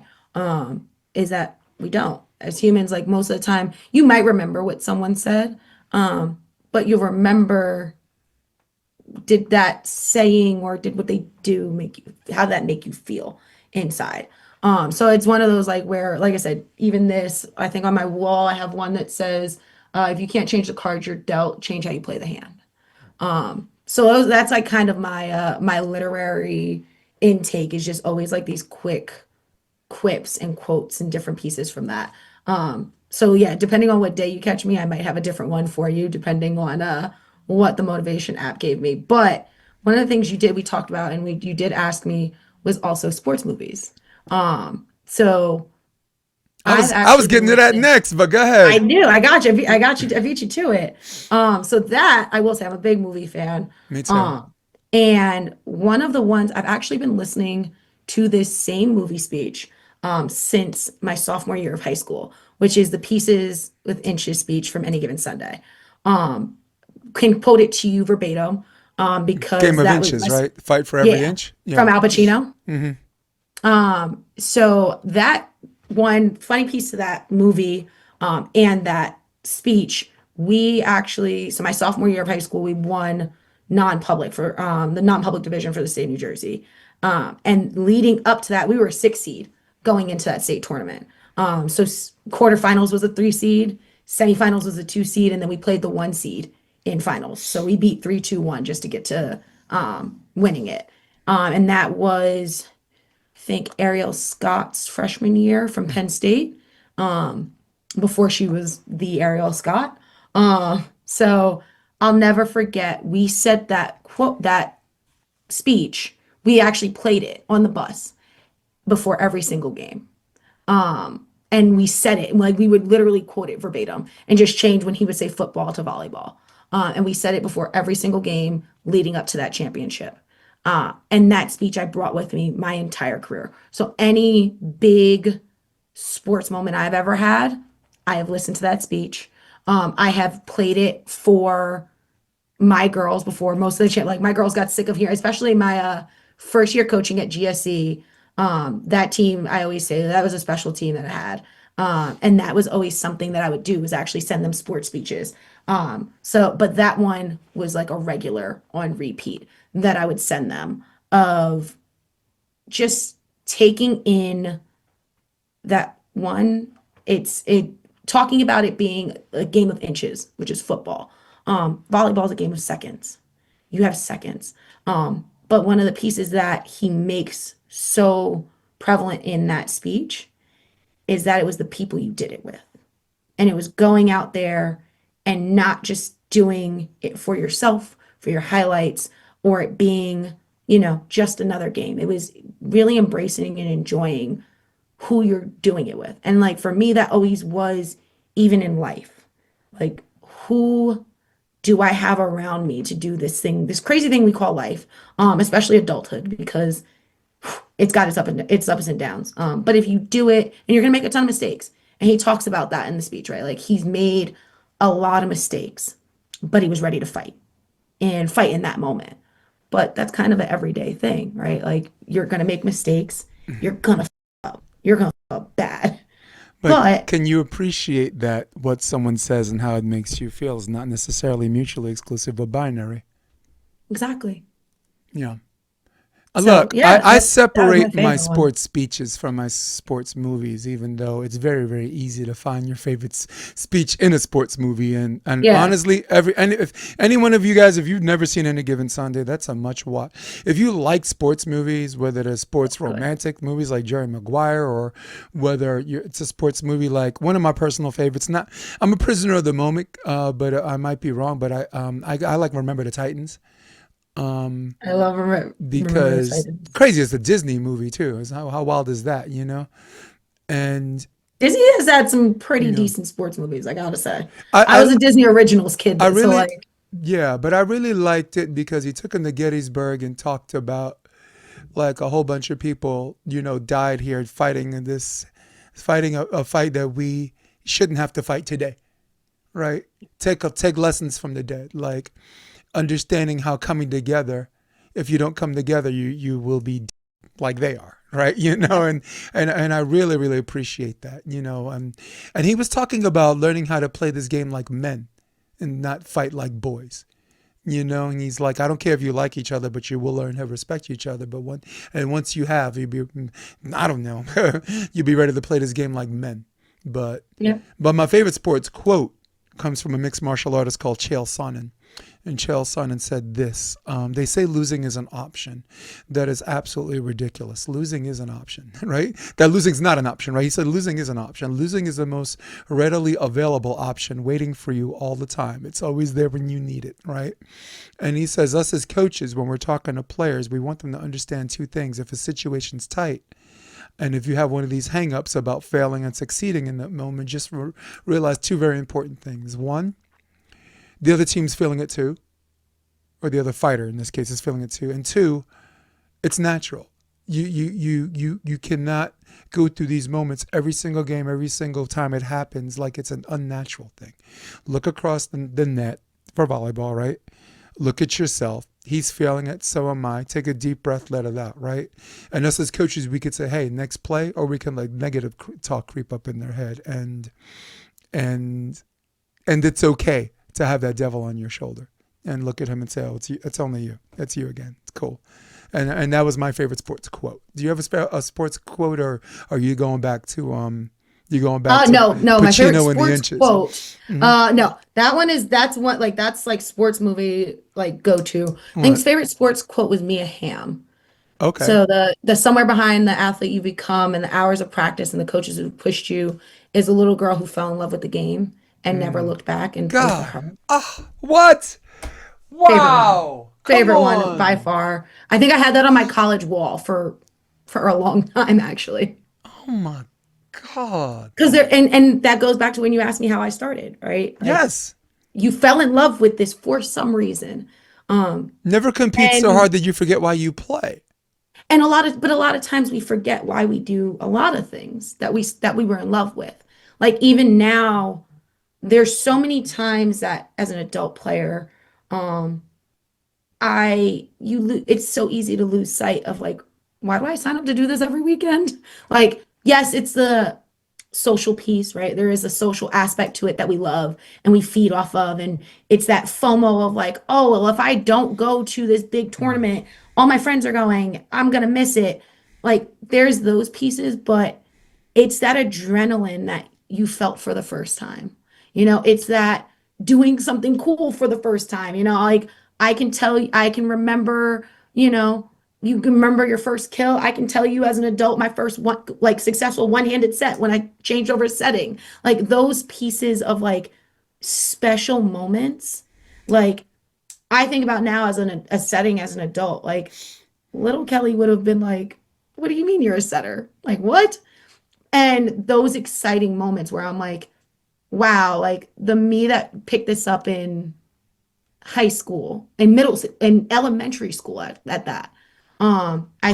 I remember my senior year of college getting both MVP and student athlete of the year Hmm. at Post. Um, and I remember being like having this moment with on the phone with my mom after it happened and saying like, and it goes to this quote, you have coach, like I said in the beginning too, sometimes you don't have great coaches. Sometimes you have great moments. You have not great moments. And I remember there were times where like when it comes to awards and stuff like that, where I was like, well, why didn't I get all county team or all tournament team? Or why didn't I get this? And why didn't I get that? Or why did I not start more so in the basketball lane? Or, why for college I changed positions every year. Like you ask a lot of those and you get so focused on a lot of those whys. And I remember having that 360 moment when I got MVP that I didn't necessarily even need it because I did everything little Kelly wanted. Right. I remember for so long, like I had when in high school, I just wanted to play for a college. I'll never forget. I had a coach tell me, I want to say maybe my sophomore year of high school. I was like even starting to think, because that's when you're starting to think about college, right? And I was like, oh, like maybe I want to play in college. And I remember them telling me, well, you could go to a D3 school, like at best, maybe. And I remember at that time that broke me. That like it's what they that do. was like a dagger. Hmm. It was like a dagger. And that's why I said the MVP didn't matter Hmm. because I was able to look back at that point. I'm done. This is the end of my senior year, and I could look back and be like, I accomplished my dream. And I remember laughing like my last game, I wept on the bus coming back. We were in Wilmington, Delaware, which is a 6 hour drive back from Connecticut. And unfortunately for me, we played Wilmington as our last season regulation season game. Right. Uh, and Mike probably should have told me to take it easy that game. And I didn't. And I think I went into like that game and they were already our one seed in the conference. But I think I went into that game and had like 12 kills or like 16 kills. Like I went off. And I think I had like 12 kills and like 20 digs, like something crazy. Where like everybody was like, "What are you on?" Yeah, they switched me to their 6'5" middle at the time. They swapped their middles intentionally when we played them for playoffs. So those 12 kills went to like three for the playoff game. And I remember thinking like I didn't know about adult volleyball at the time. So I remember thinking like my career was done. I was done with volleyball and I cried for 6 hours straight. Thinking that I was done. And now like here we are like 15 years later and still doing this. But it was just I I cried happy tears also of just knowing, wow, look at how far you've come. And then also like it is like favorite. Actually, it's funny you're gonna be like, wait, because it's brought back a favorite book, actually. Dr. Seuss's All the Places You Will Go. Hmm. That would be my favorite book for not only my life journey, but my sports journey. Um, because in it, there's hills, there's ups, there's downs, there's battles, there's lows, there's highs, but there's all of these places that you've yet to see and you've yet to go. Um, and it's funny, I actually still have that book in my bedroom What's it called again? because all the places you will go from Dr. Seuss. And I actually have a signed, one of my professors in college gave me a signed I was copy like, of you it. got a signature from Dr. Seuss? I wish. Oh my God, the way I would never tell anyone that because I feel like I'm getting robbed immediately. But no, my one of my professors signed it for me, but I have it in my room as a reminder. Um, and it's always something that I always think of like regularly, just in my life of like, you know, in life, what I do for a living, I've gotten to do some really cool things. But even with the sport, I have gotten to meet some of the best people I probably will ever meet in this life. I've met my partner because of volleyball. Um, and I've met the best and worst sides of myself in this sport as well. So it's like those places you'll go aren't necessarily always externally also. Granted, playing in college, adult volleyball, I've gone to some really fun places, adult nationals every year. It's in a different place. You have a lot of fun. You're experiencing and meeting a ton of new people. But internally, I I've met and gone to a ton of I cool places. almost I almost regret wasting so much of our time talking about coaching when like appreciating volleyball as a lifestyle, like a way of life and a It culture, is. and from a regional perspective what it means to other people. This is the most valuable part of this conversation. I'm like, do we even want to talk about Pottstown? We're in such a great mood. We No, got we're in a good space. I mean, all right. I look at Do we want to I talk look about? at We got 9 minutes. You want to talk about Pottstown? No. sure, sure. I also will say I kind of cleared my schedule, so I got about 20. But yeah. Oh, good. Because I don't know if if it's a big secret anymore, but this is all I do. I don't sell spatulas. I don't practice law. I don't shear sheep, pluck chickens, or milk cows. This is volleyball. It's all about that life. I actually just want to show a really cool clip of you playing. Before we move on to the other, Oh let's go to man. camera 4.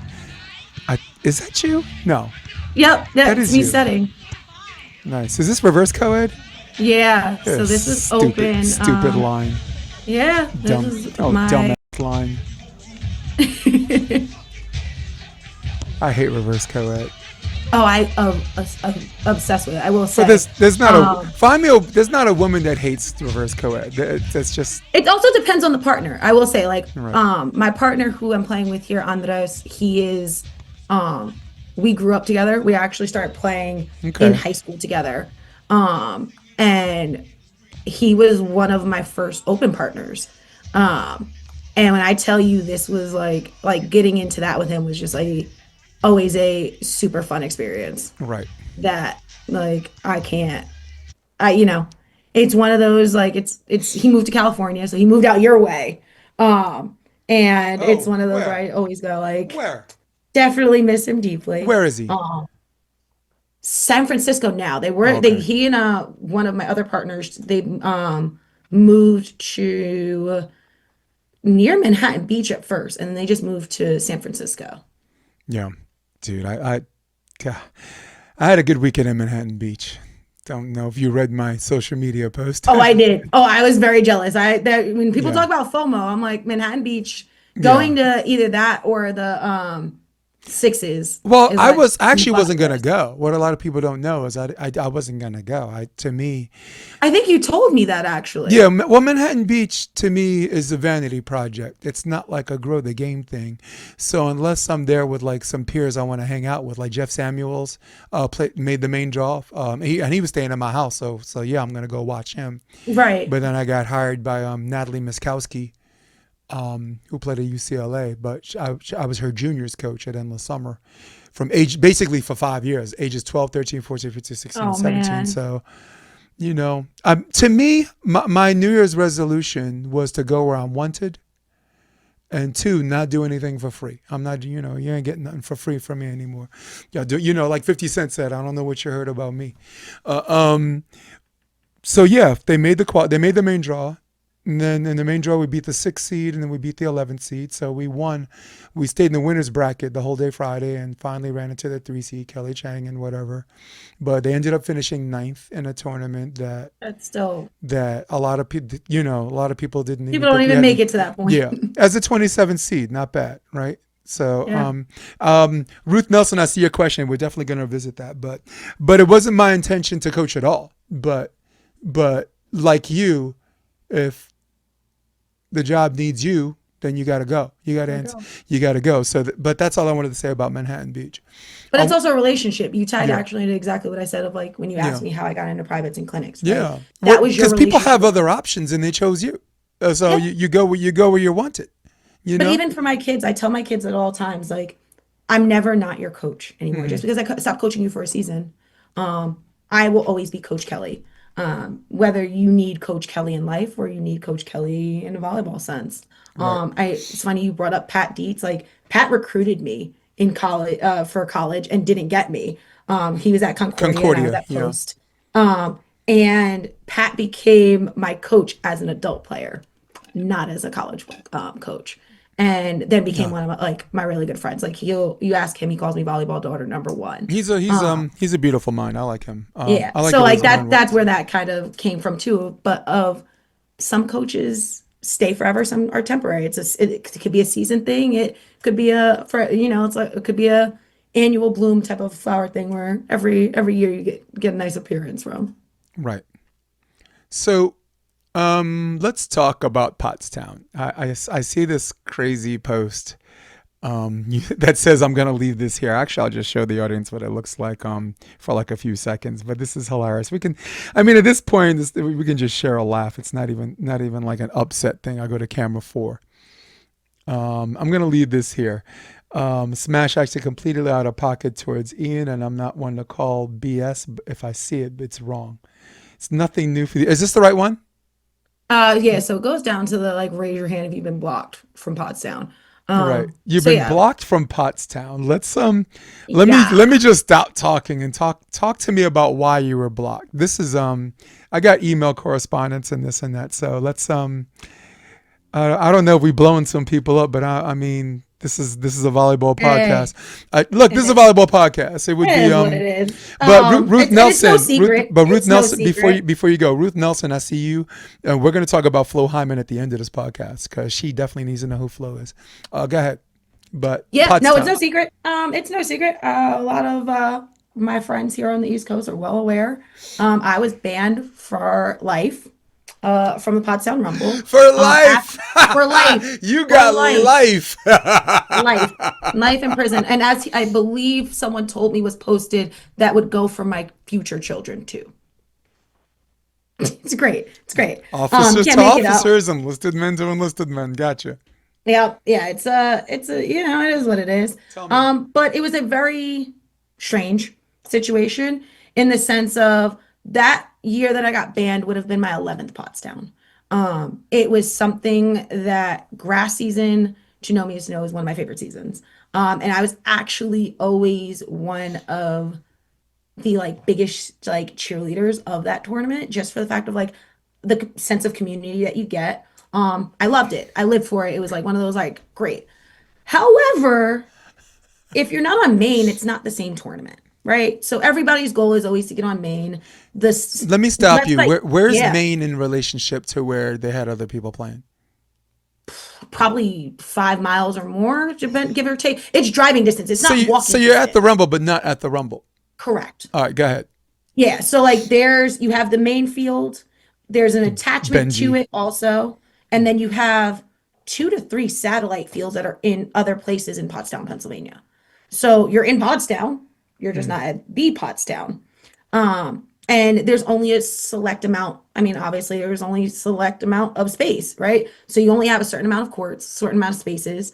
Um, the year prior to me being banned, I got waitlisted for Maine. So what happens is the system gets flooded when registration opens. So a lot of times that creates some people get double registered, some people like just register really quickly and don't end up going and they back out, whatever the case may be, like it does change. So the year before, I didn't get on main for women's. I wrote in and was like, "Hey, what are the chances I get on main?" And got it. Um, and then got on main. So cool. I'm there. I played all 3 days. I had the intention the year that I got banned to play all 3 days again. And I wrote an email asking, "Hey, you know, is there like what are the chances of getting moved to Maine?" Because that year I could actually see I was second on the wait list. But I could also see that there were like double registrants and stuff like that. So it was almost one of those like, "Hey, keep me top of mind" type of things. But what I did also ask in my email was, why are there more men's teams allowed on main field than women's for every division? That didn't necessarily go over well. So I received, long story short, I received an email back saying, you were super condescending, which I was not. I write professional emails on a regular basis. That is for the furthest thing of what I was. But I got an email back saying like, "You've been a problem. Like, forget like you need to basically humble myself," which I was like, I just asked a question. And since I'm paying to play, this is not a, you know, you're asking me to come, I'm paying to play. That would make me a customer. And I think your customer service is pretty poor. And that was how I responded to the person that responded to my email. I then proceeded to get a response from the person that runs Pottstown telling me that I was a 2 year problem and I can take my money and go elsewhere, Huh. of which my women's partner didn't appreciate that too much and wrote back and said like, "This is completely unethical. I'm gonna write to the AVP since they're one of your sponsors. Like, you can't treat people like this." Yeah, And good of luck which with the that. response was, um, "Well, when you write to the AVP, you can now ask them why now you and Kelly, duh, problem Hayes, literally, it's wrote in quotes in between my name, DA, problem Hayes, are now banned for life from Pottstown." And you want to know what's crazy? I didn't say another word after that. I did, however, write to the AVP and say, "Hey, this would happen." The AVP told me, "We're just a sponsor. Like, we don't run the tournament. Right. We're really sorry this happened to you, but please go play another one of our tournaments." And you know what? I did. Life goes on. Is it crazy? Is it ludicrous? Absolutely. For a tournament that says it's for the players, Um, that was disheartening. And it hurt at first. And now, like for me, I'm just like, it's a tournament. I've played hundreds of tournaments in my career. Um, if I miss one, it's not going to end the world. Um, but when I reposted it again this year and what started our conversation about it was to say across the board, these tournaments forget how they started once they get to a certain level. And yeah, And and it's this for is the why I'm even players. bothering having this conversation. Yeah. It's associated to growing the game, but continue. Yeah, and that's the thing. It starts with the players and it's supposed to be about the players. When you lose sight of that, and also once you grow to a certain point, it is a revenue stream. So the players are also your customers. So that customer service piece gets lost as well. So when we start to see in multiple instances across the community things that are kind of deplorable in behavior, when you talk about getting into arguments with people on Facebook, somebody I know, I'm one of quite a few women that I know that are banned, blocked on Facebook. One of my friends that got banned, she was because she commented something that they didn't like. And they told her she was banned, and her response was, I wasn't going anyway, I'm pregnant. Hmm. So it's like, at what point as a community do we say the behavior is not okay? And only way you say the behavior is not okay is by making a statement. But unfortunately, everybody just cares about being with their friends and they go, which I personally will never be like, hey, don't go. That's your prerogative. And that's what you choose, that's what you do. Um, but at some point, bad behavior is bad behavior. So at some point you got to figure out, what do you stand for? The Hamilton quote, if you stand for nothing, what do you fall for? It goes very tried and true. But yeah, no, I was definitely villainized for asking a question, which unfortunately, as a African American woman, not necessarily um unusual territory, right? We see it in the world regularly. We see it in sports, right? We watch what happens with Angel Reese all the time, right? She's villainized just for breathing, right? So, granted, does she do some She's things? a different Does, story though. Like does she do some but things where you're like, but you can't you invite asked? you but with Angel Reese, you can't put yourself on front street and puff your chest out Correct, and then play the victim when you don't like the result. I mean, correct. there are male white players in the Pottstown Rumble that did the same thing. Like But never we ain't villainized. gonna talk about me. I was commentating and I called that out. And but sorry, go ahead. Hmm. No, but not villainized, Hmm. right? So Right. like I said that to say to where you were just going of like, Hmm. yeah, there's white males that do that, yeah, and they're never villainized. So I got In deemed fact, in this they're defended. interaction. In fact, they're defended en mask with the troll farm. Sorry, Right. go ahead. But it's just that notion of, you know, in that interaction, and by all means you can share it. Like I said, I left it there for people to It's judge shared one way or now. the I other. mean, we're sharing it Um, now. Well, but it's you one of had those where like yeah. I was made out to be an aggressor, or the problem, um, for asking a question. So who I said this one? Here's my question. I'm Yeah, going back to camera 4. Going through the list. that was my Unethical women's bias. partner. That was your women's partner. That was my women's partner Okay. that watched. She As a watched witness how I after was. identifying subsequent inappropriate outbursts directed at other individuals on other platforms, in addition to failure to hold the Pottstown Rebel staff accountable to exhibiting the following, as demonstrated in this email chain. Because this is for the audio version, guys. Unethical biased behavior towards for team placement, unprofessional and improper handling of paying customers' inquiries, failure to communicate disclaimers and caveats regarding additional tournament placement fee. I will be filing an ethics report to the AVP. Good, which is always going to say, look, me and the AVP, we got a great relationship, but they know I got to keep it. I got to keep it real. Good luck with that. That's right. It's not because, like you But said, they they're were not right. But the because AVP they're was right in what no, they because the said, AVP doesn't right? have creative control in that Exactly. partnership. So And that's why I never had any qualm with the AVP about it because you know, it's not theirs to handle. So even when my partner said that, I was like, I don't know where that's gonna go. But I think it was like a last ditch effort to see how could this situation be resolved Right. better. Hmm. Uh, but there was no better. Better was walking away. Kelly, Um, I gotta go back to this. This is hilarious. Kelly, problem A's. my friends have had a nice run at that being my nickname for the last 3 years. Trust me. Oh my God. My guy Benji and Dexler, who's a 17-year-old phenom, is in the comment section right now. And he says, banned from the Rumble, worse than a felony. And he also said, banned from Pottstown over Facebook posts and emails is absolutely ridiculous. Now, Yeah. Benji, like, he's making quite a name for himself in other ways. Like, he, first round, he beat the number 3 seed.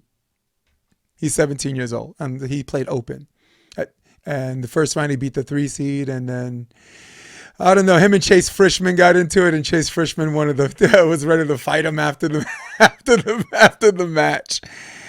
Um. Okay, Alexander. All of a sudden, this comment section's lighting up. They were pretty quiet until we talked. Were they waiting for this the whole time?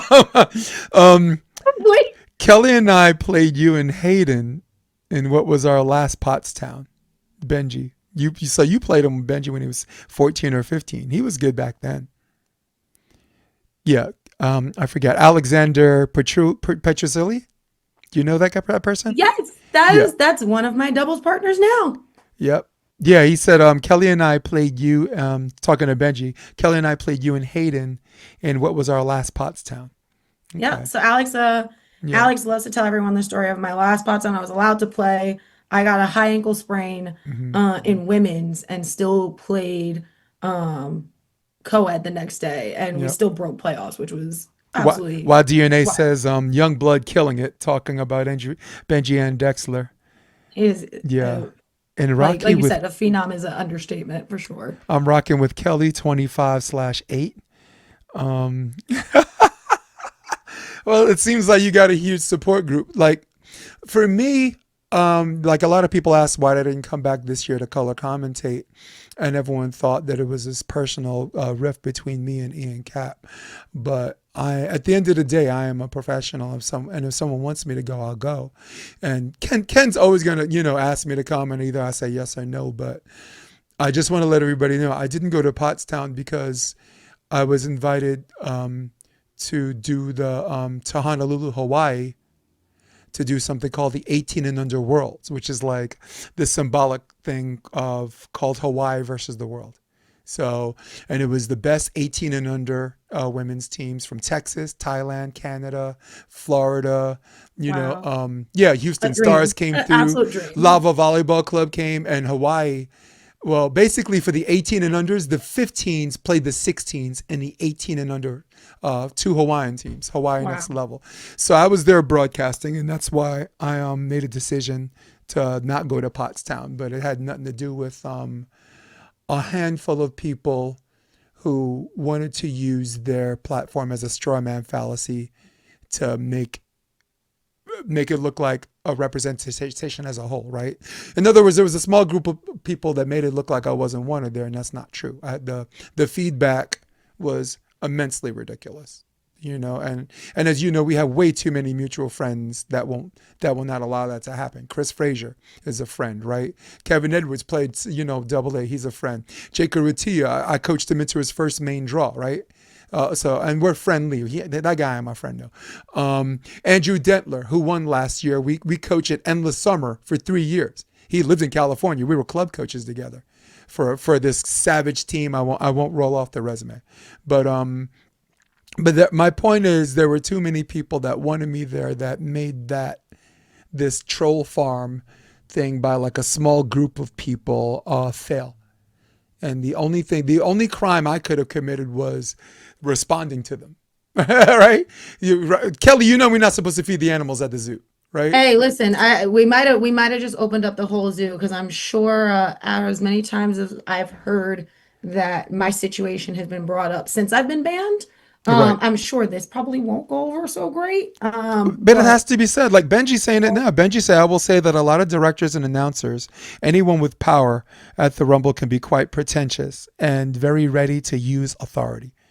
Um, I will not. but that's not Yeah. just me. Like that's not just Benji. Like, and No. I think when you and I talked about this, and I think you originally said to me, you asked me if I was okay talking about this. Yeah. And for me, my reasoning is very simple. I have a lot of friends that had similar situations. I have a friend who literally had a similar situation to me, but maybe different friend groups associates differently. So like I from my friend group, I got a ton of support. And I thank all of them regularly. Granted, also having Alex who did comment nicely made me a Kelly the Problem t-shirt. So that was also a funny part. But I remember one of my friends being told, you just complain about being banned because you couldn't hack it. They're missing, and I'm And glad you brought that up because that needs. There's something about in relation to growing the game that needs to be that is what inconsistent couldn't on you their hack? part. Yeah. Go Right. ahead. Sorry. And what Please. couldn't you hack? Like it's levels B through double B. So she couldn't hack it B. She couldn't hack it in double B. Like this is also a girl I took, I think, third or second with at the first grass nationals in double A. So this is not a slouch of a player. So to be, when she had her experience, it got quieted. And I know a lot of people who had experiences that got quieted because what also happens, if it happens on social media, it gets deleted. So Not on this only I platform. know and like mine happened via email, Yeah. right? So Hmm. no one, unless you, and I only shared my Facebook post as private because that was for my circle to know what happened. Because I still to this day get asked to play and have to tell people I can't play because I'm banned. And your children. And my children, my future children cannot play. It's great. Um, my future children will have a veteran as a father and they're not allowed to go. That's going to go over great. But yeah, it's just a sad scenario of again something that I was a cheerleader of. Um, but again, for How, me, how I many was supported and I am okay with how many how it. emails did you send before you got a response? I sent two. I sent two before I got a response. I got the response that was saying I was being condescending. And then I broke out the like corporatese of like a per my last email type of response. And then after that, everything just snowballed. Um, but after my this is completely unprofessional to even speak to me like this email, I actually said, I believe in that thread, there's 8 emails. Of those 8 emails, I sent 3. So all of the rest of those emails are back and forths either of like responses to me or whatever else. But this is this email here is the one that I was being apparently condescending in. I'm trying to. My condescending detection meter is trying to diagnose this. Oh, oh, oh! All in all, you said all in all. Did you say all in Got it. all? Got it. Kelly Hayes, you said all in all. No, I'm kidding. And was very aggressive of me to say all in all. I I just look. My only And complaint. also, it might have been very aggressive of me to say also, I'm sure you're getting a lot of other emails like this. So I appreciate you taking the time to reply to me. That was Right. presumptuous of me. Well, the only reason why we're having this conversation is because this isn't the first time that someone's had a similar situation like this, right? So sorry. Let's go back to the second one. My bad. This is email number 2. That was email number two because that was so email number two came Mm-hmm. after I was waitlisted, and then all of a sudden we saw that the team it went from 25 teams accepted onto Mayfield to 26. Mm-hmm. But neither myself or the team that was above me made that 26 team. Mm-hmm. So I asked what that was possible. And I was also told that they were avid volunteers of the Rumble, and that's why they got moved ahead of us. Right. Well, I'm glad we can make this conversation possible because the last time someone criticized the league on my podcast, he got banned for 2 years. Bill Kalinsky was talking about money making opportunities and contractual um, um, releases to play in other leagues because he wanted to play all year round, and someone told him that he's talking smack about the AVP, and the AVP banned him for 2 years. And I'm just like, and I'm like, for what you know, and it's wild because I'm not gonna stop doing this. If this is a volleyball podcast, right? So and I have a I have a I'm love sure relationship. your band notice is probably on its Yeah. way Well, to well, your at this pod. point, to me, that's like me banning, Rihanna from coming to my birthday party. She was never gonna show up. I don't, all right. It's like Chris Rock said. Remember when Jada Pinkett Smith was talking about boycotting the Oscars? He said that's like Rihanna me boycotting Rihanna's panties. I was never Never invited to the yeah. party. Well, for me, I get a pass because there are high level officials in Pottstown and the AVP both that said that you can say whatever you want as long as it's fair. So if at any point anyone thinks that my criticism's unfair, you don't ban me. You have to engage because even if here's the thing, even if you don't talk to me, it doesn't mean I won't talk about you. This is a volleyball podcast. So, and if people are really want to grow the game and if they want to see improvement and they want to see us collectively get better, that whole like you can't hack it has to be the stupidest It thing. broke my heart How to can hear you be a that. grow the Broke my game heart. person? But how can you say you want to grow the game and you want volleyball to be bigger and respected, but at the same time say that anyone that advocates that is saying that because they can't hack it? And that hurt because I don't think that's where you are coming from. I don't No, and I mean, I like I don't see said, you as a bad faith actor in this equation. no, no, and like I said, for me, I got all the support that I needed from friends, from but my ownership at the time I was coaching at GSE. Right. So actually, one of the owners got banned right behind me. So she got banned right behind me for saying this was unfair. Um, and yeah, But it, this it yeah. it's just I a totally slippery get slope. that. I totally get that. You're always a cat that lands on your feet. And I know that much But for about you. the other cats out there that didn't necessarily land so gracefully after theirs, Right. um, Right, and that's what we're that was talking about here. We're not talking about how you land because you're always going to land fine. What I'm saying is, if you don't like it, then leave. Is that's the wrong? Where's my camera? That's the wrong answer. That's the wrong answer for a big tournament, which I complimented as the most grueling tournament in all of volleyball, right? So for everybody, for my West Coast brethren that don't know what the hell we talking about, that don't even go past Texas, sorry, I'll tell you, the Pottstown Rumble is a grass tournament. It's big court, right? It's side out to 15, and it's no let serve, no let serve rule, and it's not rally, of course, a side out, and it's it two is days, hot as and it's two can days. be. It's a 2 day tournament, all day and all night on the hottest, Three. probably the hottest weekend of the month. Well, men's open is 2 days. Men's opens 2 days. But if you're also talking about, and if you're talking about like, okay, a great example, Right. for playing double A, Hmm. that's a 3 day one for me because Yeah. I played triples. Right. So the year I was banned, actually, I was signed up for women's triples double A, women's double A, and co-ed A. But for my guys who decide to spend that Take the weekend journey. like at Hermosa Beach, playing the Hermosa Beach Open, or if Wapaka's happening before or after the same time, like you're not gonna first of all, you're not gonna play grass, period. So you're not gonna know about this tournament. But Cody goes every year, Jake Ortia goes every year, Jeff Samuels, Frisch. It's this huge gathering of extraordinary human beings, and on the main, which is what the point you were trying to make, there's all the vendors are at the main, right? There are no vendors on the satellite But that's what fields. I'm saying. At the main part of the Pottstown, all the vendors are there. All the music is there. The MCs are there, which for that genre, I think is a fit for them. Huge. But I'm just gonna be straight up.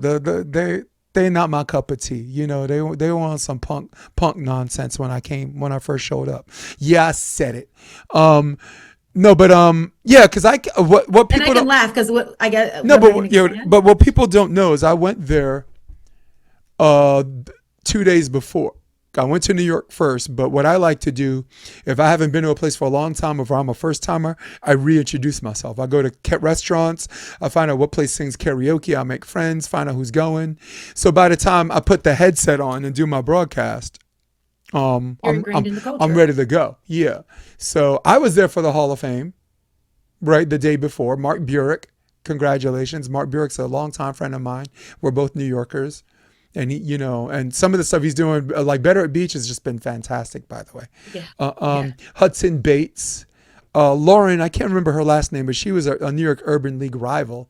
She was like a girl that would play libero in the men's division when I was We playing. love She's to pretty see it. cool. We love that. Uh, We love. um, yeah, so when I went, and here's my story. When I went, I'm not going to be good or bad about this. I'm just going to say it how it is. When I went, and I introduced myself, hey, I'm Jason DeBeers to the MCs. They kind of had this like, oh, okay. One of them eventually was nice. I was like, oh, okay, I think I know why he's here. But I think that they thought I was there to MC with them. So they kind of drew a line in the grass court, basically not making me, they didn't, I don't know if they were doing this on purpose, but they really made me feel not comfortable there. Or like I shouldn't be on this, why am I on the stage? We're busy or this or that. And I just wanted to, I didn't know if there was a production meeting for the broadcast. I didn't know that I didn't know that they didn't know there was going to be a broadcast. Like my guys that did the broadcast set it up for me where I did the mic. But there was this weird territorial dynamic that happened when I went there. And again, I'm not ragging on them, and I'm not saying that they're not doing good work. Again, for that dynamic, the combination of those guys has worked extremely well for them since 2018 to the present. So when I went there, I made it very clear I'm not here for you guys. Right. Ain't no way I'm gonna mess with something this good, right? If it's not broke, don't fix it. Yeah, Type and of thing. I'll say it again. Their dynamic would never work for anything as polished as the AVP events, the Gold Series. That you have to be more polished, and they don't have the ability to clean up like that. Like Dave Shaw, who's an MC, if you need him to polish up, he'll shave and he can do it. He's a shapeshifter. He's a professional MC. But there's some guys that's their jam, that's their dynamic. And don't take this as a put down, you guys. I think you guys are great, but only for that dynamic. You're not going to the Motherlode. You ain't going to Seaside. Talking that nonsense you were talking there. Um, and Ken Cass was there. I really liked him, and I had a good conversation. Though he was drunk. He was exactly how some people hate him, but the way I love him. He's not like a violent drunk. When he drinks, he's like happy with everybody. He's like, hey, you want a drink and this and that. But because he was in his festive mode, there were a lot of things that I needed at that time before we started that weren't addressed. And I'm not saying that it was like this bad experience or that like every single person I ran into was unprofessional. I'm not saying that. I'm saying that I had a weird experience that there were certain elements that worked at the Pottstown Rumble that made it work for me. You, Right. you know, and that's the complaint I have. When it came to you, it's love it or leave it, right? And when it came to me, let's see what we can do about this. That you were talking about from a social dynamic perspective, that left an itch I can't scratch, which is, like you're cool, you landed on your feet, but for me, it still bugs me, right? And we're not even talking about the other. We're not even talking about the trolls. I like, to me, like trolls are a dime a dozen, and I got some Part of the course, nasty. it comes with the I territory. got some nasty messages. Like you want to talk about people say you can't hack it. I got like messages like good luck sucking up to people you'll never be like. And I'm like, who? And I'm just like, be like who? Who I want to be like? Who? Right? Who I want to be like? Right? Like, um, and to me that's a fail because commentating and playing are two different things. And I had a guy that said I was never a great player and never a great coach. Um, and Well, I coaching actually, at Manhattan Beach, I think, yeah, with it's so weird. Well, there's two things you could do when someone says that. You I can can either give you my resume or just say nothing. yes, you can defend your position, right? And be like, hey, you know what? At club level, I coach endless summer, 19 kids, 13 Division One commitments. Has that ever happened in anywhere in your life? No. At LMU, their first winning season to the WCC championship, right? Just Jacob Ratia, you're the guy who won the first time with Cody Caldwell. I coached him into his first main draw at Hermosa Beach. The fourth team, I coached into the draw, meaning that I didn't suck up to people to get there. I punched my own ticket. So the imposter syndrome does not exist. So I could have done that, right? But you know what? I would have felt exactly how I feel now. I'm disgusted with myself because when you validate yourself, you know what happens? You become what you despise. So me just actually rolling off that list, I'm throwing up with my mouth a little bit. So you really have two choices. You could just leave it alone, right? Or you could say, F you, I did this and I did that, which really at the end of the day might mean something to them or not.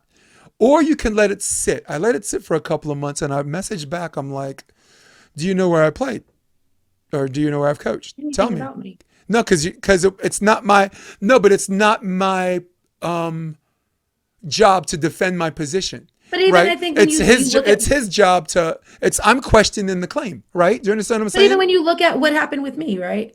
Like I got labeled the problem. And if he saw me walking down the street, he doesn't even know who I am. Right. Someone put So bro banning generations is crazy work. Hey, I'm assuming guys, listen, I'm gonna hope that my kids are good volleyball players. So if you want them to come to your tournaments during that time, let me know one year because they can't go there. Ken, if you said that, Ken, are you out of your freaking mind?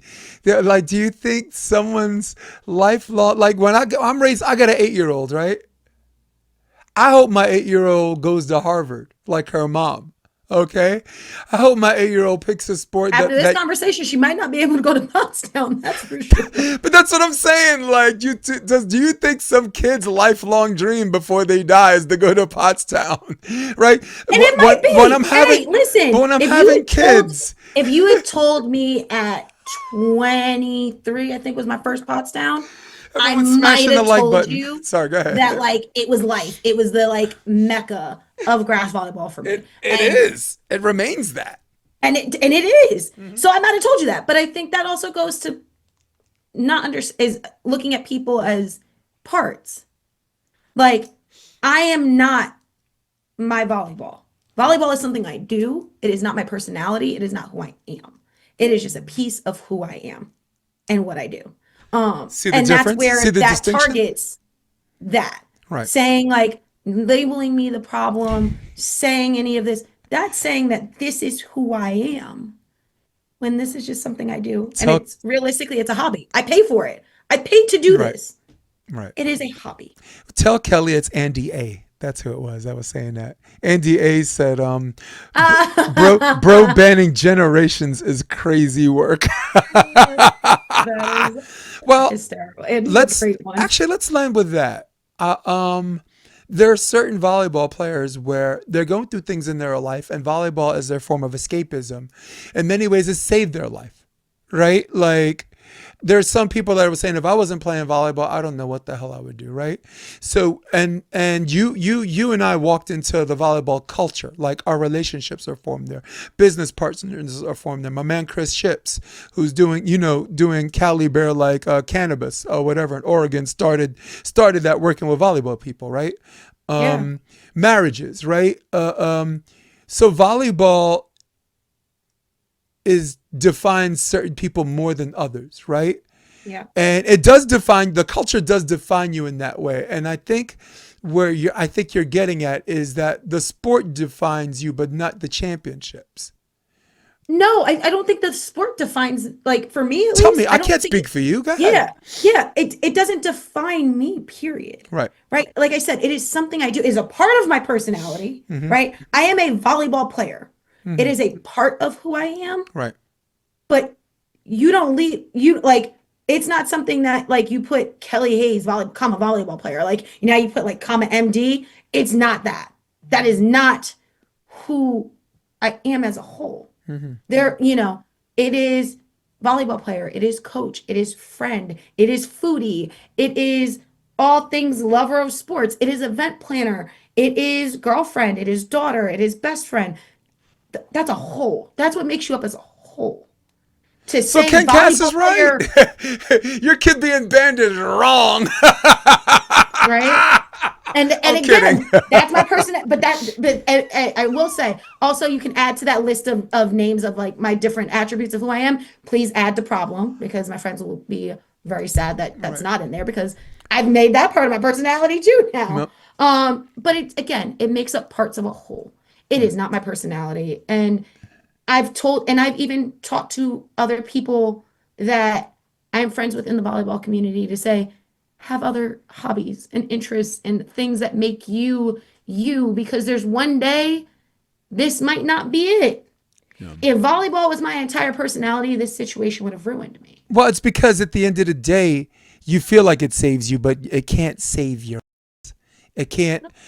Sorry, what did Angie say? The problem to some, the solution to many others. Look at you. Look at you getting love from the comments section. Do you know what they call me at Seaside? I had the support, and Do I you know what knew they call that. me at Seaside?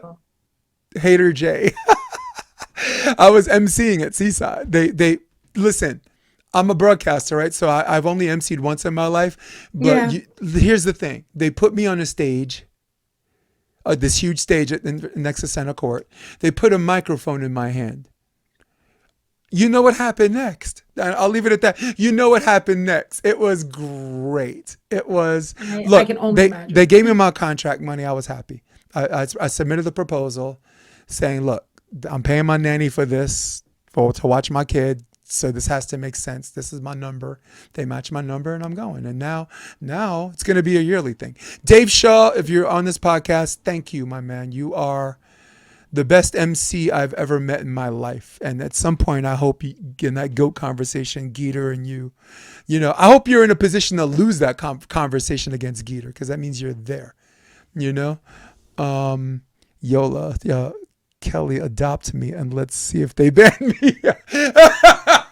Andrew A. Oh, that'd be a good time. Andy A says, adopt me and see if they ban me.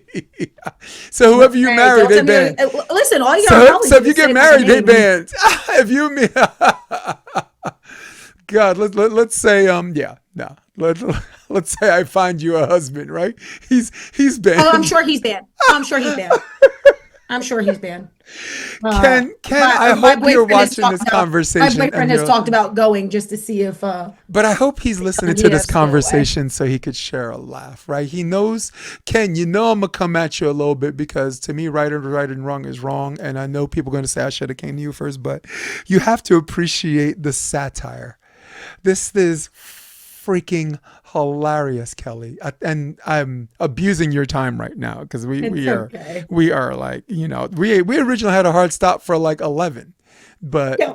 but I don't know. Maybe your friends warned you. They're like, listen, he's gonna say it's only an hour, but don't get our honey conversations dick. leading up to this. Always, Yeah. I kind of tracked it. I was like, our conversations usually go about an hour and a half to 2 hours. So I Yeah. kind of figured where we were. But I wanted to finish with this last subject matter because you stumbled onto something so important.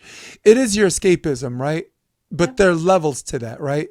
For example, you're an event planner. You're making FU money, so that's volleyball is never going to be like your full-time career, right? Me, I was doing theater performing and whatever, the same thing you were doing when I was in the East Coast, and made a decision to do this full time. So my escapism is now my career. So now I need a new escapism, which was karaoke. But the one thing you and I have in common is we have to communicate to people the job, whether it's a career, whether whatever, it cannot, at the end of the day, it's saving you now, but it's not the final solution. It can't save you. It's a temporary solution. It allows you to, they say the journey is more important than the destination. Enjoy this journey. But when the destination comes, this cannot save you. What saves you is your family with different last names. People you love, people you respect, right? How you want to impact this world, whether it's inside or outside the sport. The job can't save your ass. The career can't save your ass. I'm trying to tell you that, and I had Savvy Simo, who, by the way, whose team beat the crap out of my team at the AVP. I had her on the podcast because she's born in this game, like out of the, Yeah. 4 years old. So Yeah. it's all she knows. But I tried to tell her, and I'm not. Listen. I might be wrong, but I think she'll understand what I'm saying. Whether I find out where I'm right or she's right, This cannot save you. Your family, your culture, people who love you, people who care about you, how you want to go out this world. You ever seen The Wire? I'll give you one that Please, yeah. Go ahead. I'll give you one to look at, and then definitely look into this because I think it's an interesting read for you.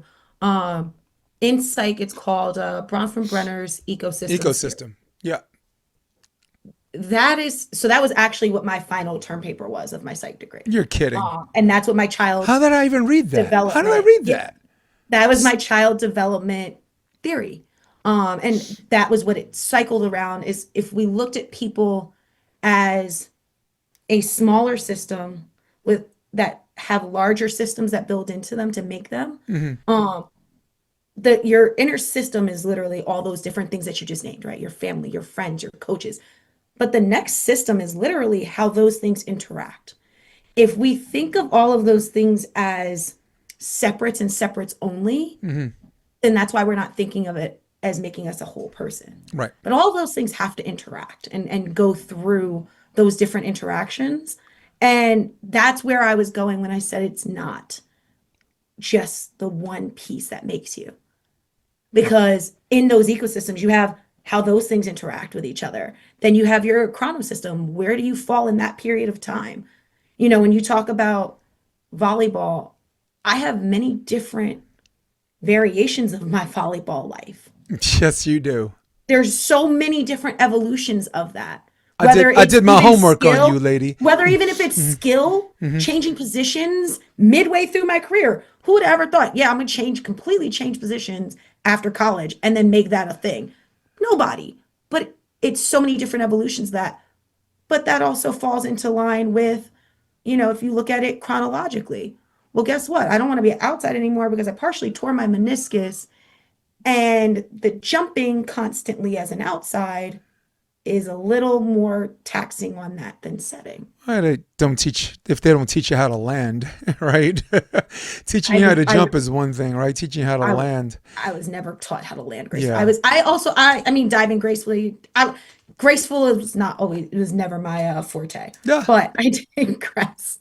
But that all being said, it's one of those things that's what I mean when I say you're so many pieces. And even people that think their personality Right. is completely volleyball, they're missing out on so much more power within themselves. Yes, but I'll go deeper than that. What I'm trying to say is it's at some point it's going to be done. Have you ever seen The Wire? Yes.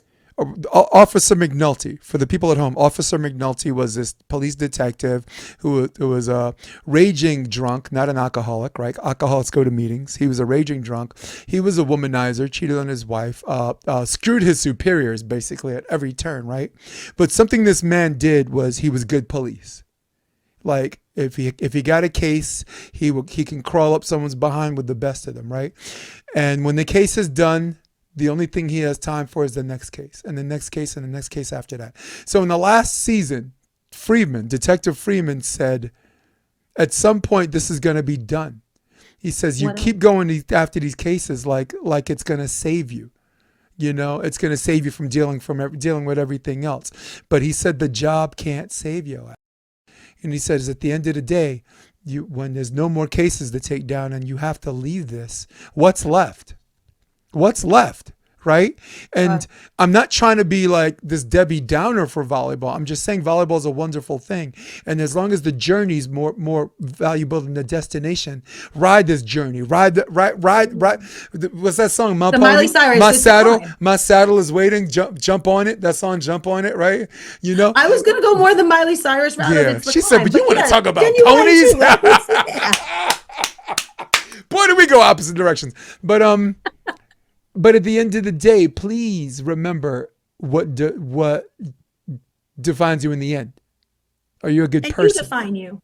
Are you a And I good think that's person? and Do that's you your know? end though, right? Do, That would be my like walk away yes, is that you define you, yes. right? But do you? Someone giving me a title, someone, you can name, like you said, naming off accolades that you have, that doesn't define you. Yes. You make your own journey, you make your own story, and you define I've who you before we are. get over this podcast, I've interviewed, not interviewed, but chatted with. I'm on episode 251. All right. Now, if you go through the lineup of some of the people I had in this podcast, there are some people that weren't as good as you. There were some people that were like 5 levels better than you. But this episode, do you appreciate this episode's more valuable? There's more value in the sport of volleyball and the conversation we're having because you get it. You know who else gets it? Kristen Nuss, the Olympian. Yeah. Oh my God. She So gets it. You guys are two completely different levels, right?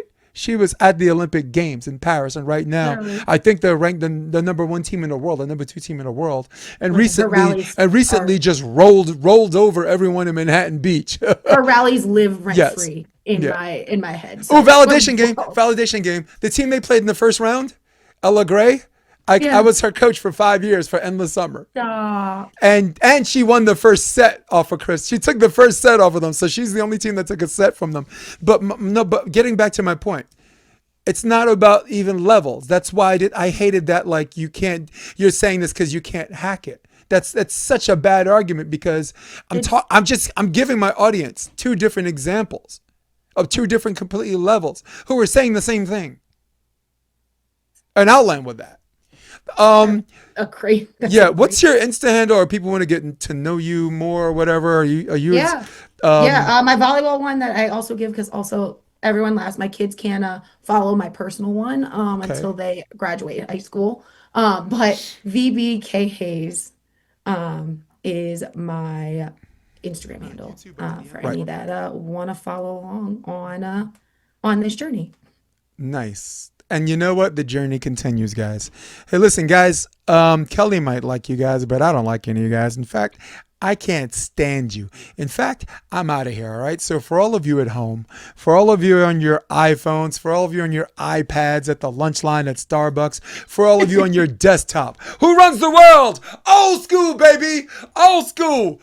For my homie, In your Kelly. old home state. Kelly Hayes. I am Jason DeBilius. Yes, from my own home. Are you playing Urban later? No, I'm off this week. I All play right, next week. cool. I'm Jason DeBilius. This is episode 251. I'm going to hit my music. You stay with me, young lady, but for the rest of you, we're out of here. And go. Come check out the Option Podcast on optionvb.com. It's also available on iTunes and Spotify and on YouTube under the NY Varsity Sports handle. You're going to love what you hear.